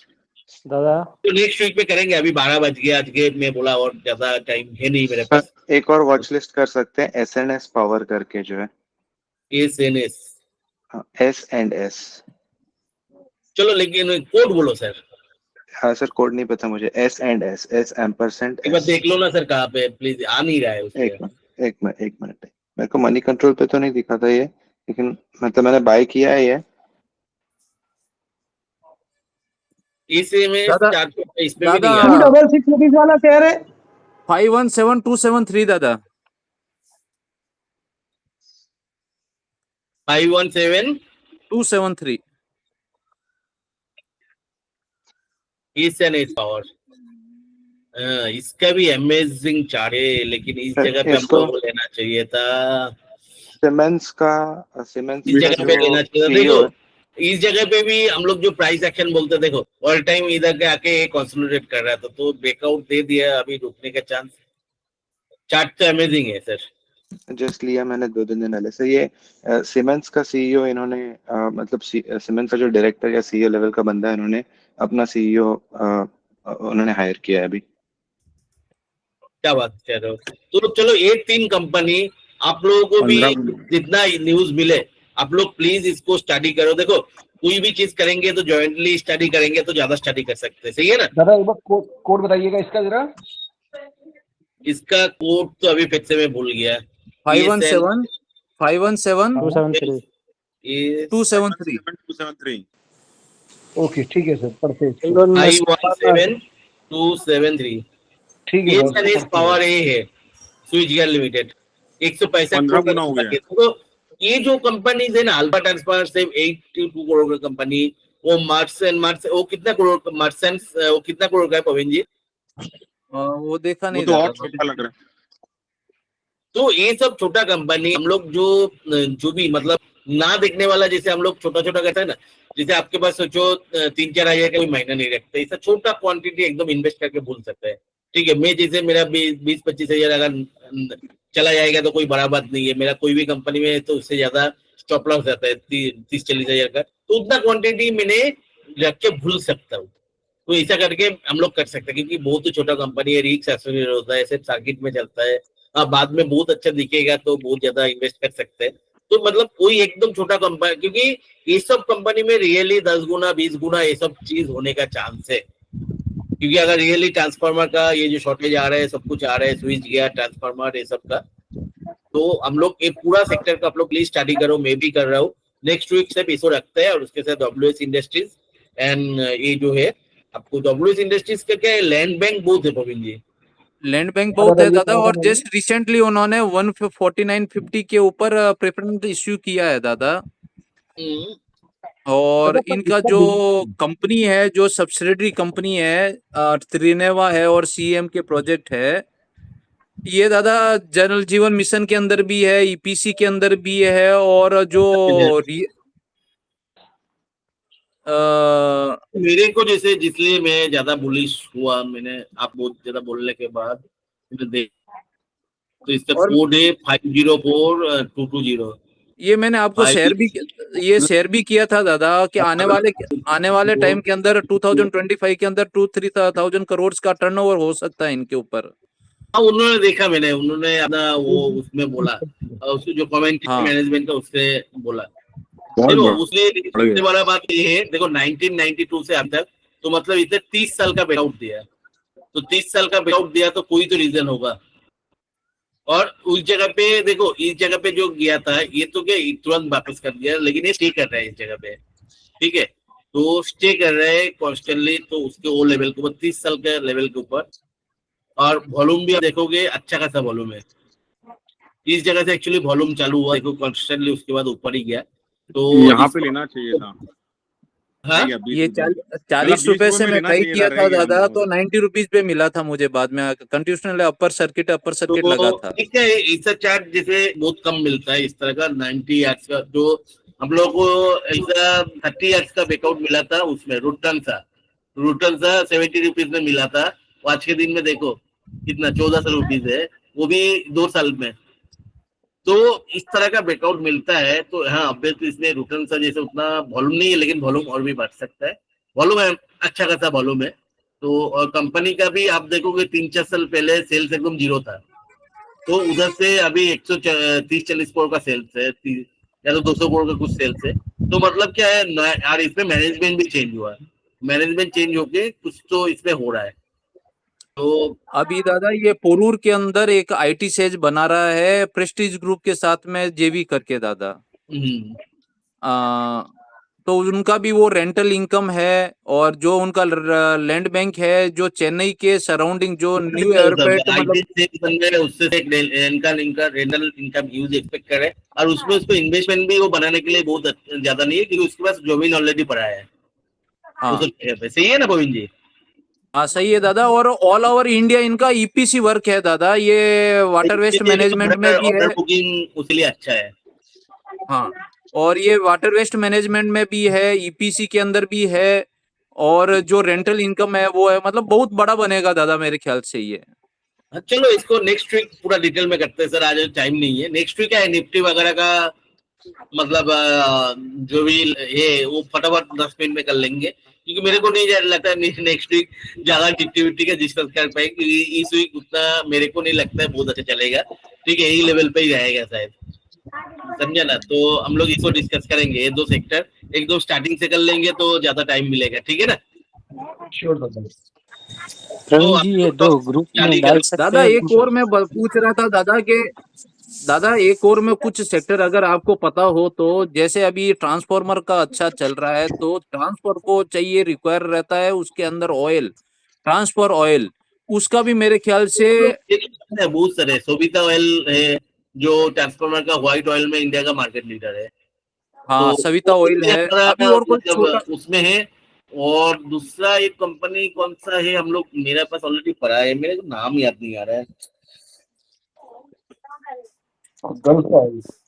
नहीं दादा, अभी एक छोटा नाम याद है तो मैं दे दूंगा सर। कैस्ट्रॉल छोटा कंपनी है दादा, कॉन्टिनेंटल पेट्रो, तुम डायरेक्ट सोबिता ऑयल ही है, ठीक है। और एक कंपनी है जिसका ऑलमोस्ट 50% का आसपास मार्केट शेयर है, सोबिता ऑयल 30-40% है, उसका 50% का है।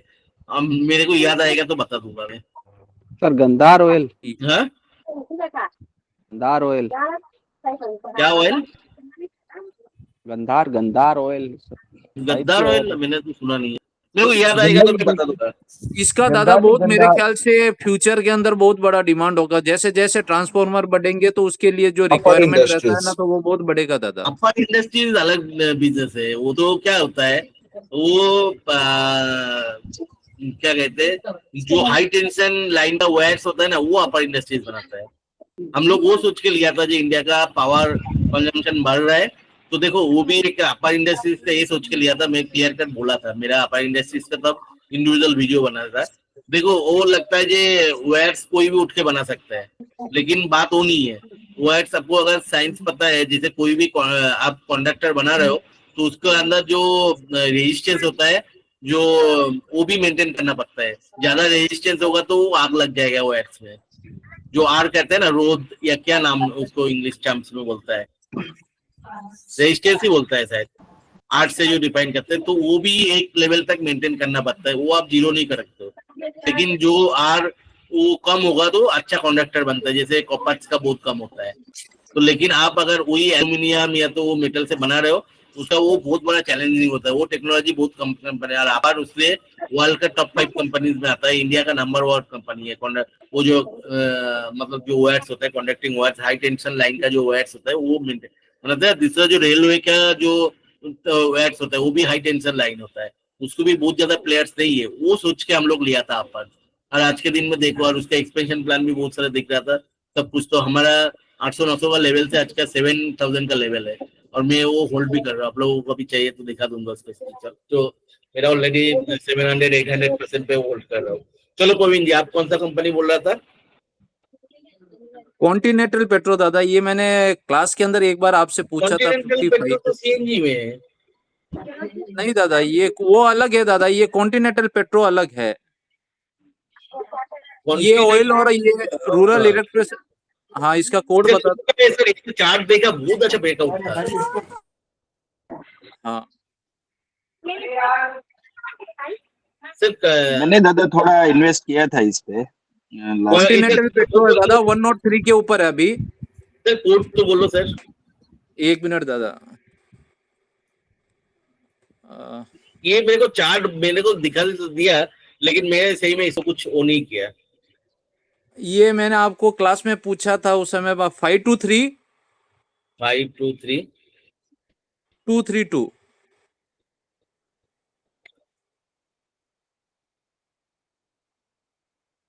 चार्ट तो अच्छा है, बहुत बड़ा टाइम का एक ब्रेकआउट है इस जगह पे, ठीक है। तो इस जगह पे एक देखो, एक सप्लाई जोन था, उसको ब्रेक करके उसको रिटेस्ट भी कंप्लीट होके फिर से इससे रिकवरी कर गया। अच्छा है चार्ट, तो मतलब इसको भी डिस्कस करते हैं नेक्स्ट क्लास। ठीक है दादा, ये मेरे ख्याल से अब एंटर हो रहा है उस बिजनेस के, ट्रांसफार्मर ऑयल के अंदर एंटर हो रहा है। ये ऑटो ग्रीस और ये बनाने का कंपनी था दादा, अब न्यू एंटर मतलब उसके अंदर एंटर हो रहा है, और गवर्नमेंट से बहुत अच्छा, राजस्थान गवर्नमेंट से बहुत अच्छा ऑर्डर आ रहा है उसको, पोर मतलब कंपनियों से। ठीक है, चलो आज का क्लोज करते हैं, ठीक है ना? ठीक है दादा, प्रवीण जी ये ग्रुप में डाल सकते हो ना हम आप सभी? हाँ डाल दूंगा। ओके, थैंक यू दादा। Thank you sir. ट्रांसफार्मर का एक और कंपनी वोल्टास भी था, वोल्टेम ट्रांसफार्मर दादा। ऑलरेडी हम लोग 3-4 साल पहले बाहुबली बोल के उठाया था उसको, वोल्टम ट्रांसफार्मर, आज तो वो लेवल से 5-6 गुना हो गया।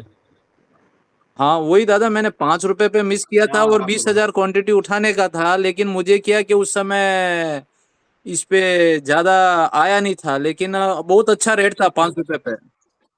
चलो अभी मेरे को एक ही रिक्वेस्ट है, आप लोग मेरा यूट्यूब चैनल को थोड़ा शेयर करो लोगों के साथ, आप लोगों को अगर मेरे से बेनिफिट हो रहा है तो। पक्का दादा, कोई नहीं लगता है सर। ओके दादा, पक्का दादा। मैं जैसे आप लोगों से डिस्कस कर रहा हूँ, इसे कोई करता है? नहीं करता है ना? दादा, नहीं करता है दादा। तो आप लोग भी मेरे को तो थोड़ा हेल्प करो। पक्का दादा, डन दादा, डन। इतने ज्यादा लोग देखते, पैसा भी आता है, मेरे तो यूट्यूब से कुछ आता ही नहीं है। पूरा लास्ट ईयर कितना आया, एक साल में मैंने लास्ट ईयर उठाया था 13,000 आया था, तब भी इतना कम भी हुए भी। इस साल का मतलब अभी क्या है, सारे हिसाब वो इकट्ठा करना पड़ रहा है ना, क्योंकि अभी वो करना पड़ेगा ना, आपको रिटर्न भरना पड़ेगा। तो देख रहा था 13,000 आया यूट्यूब से। एक्चुअली मैंने उतना सीरियसली करते भी नहीं, हर रोज वीडियो देना पड़ता है ज्यादा इनकम के लिए, लेकिन जितना भी कर रहा हूँ आप लोग तो थोड़ा तो हेल्प करो मेरे को। करते हैं दादा। ठीक है, चलो धन्यवाद। क्यों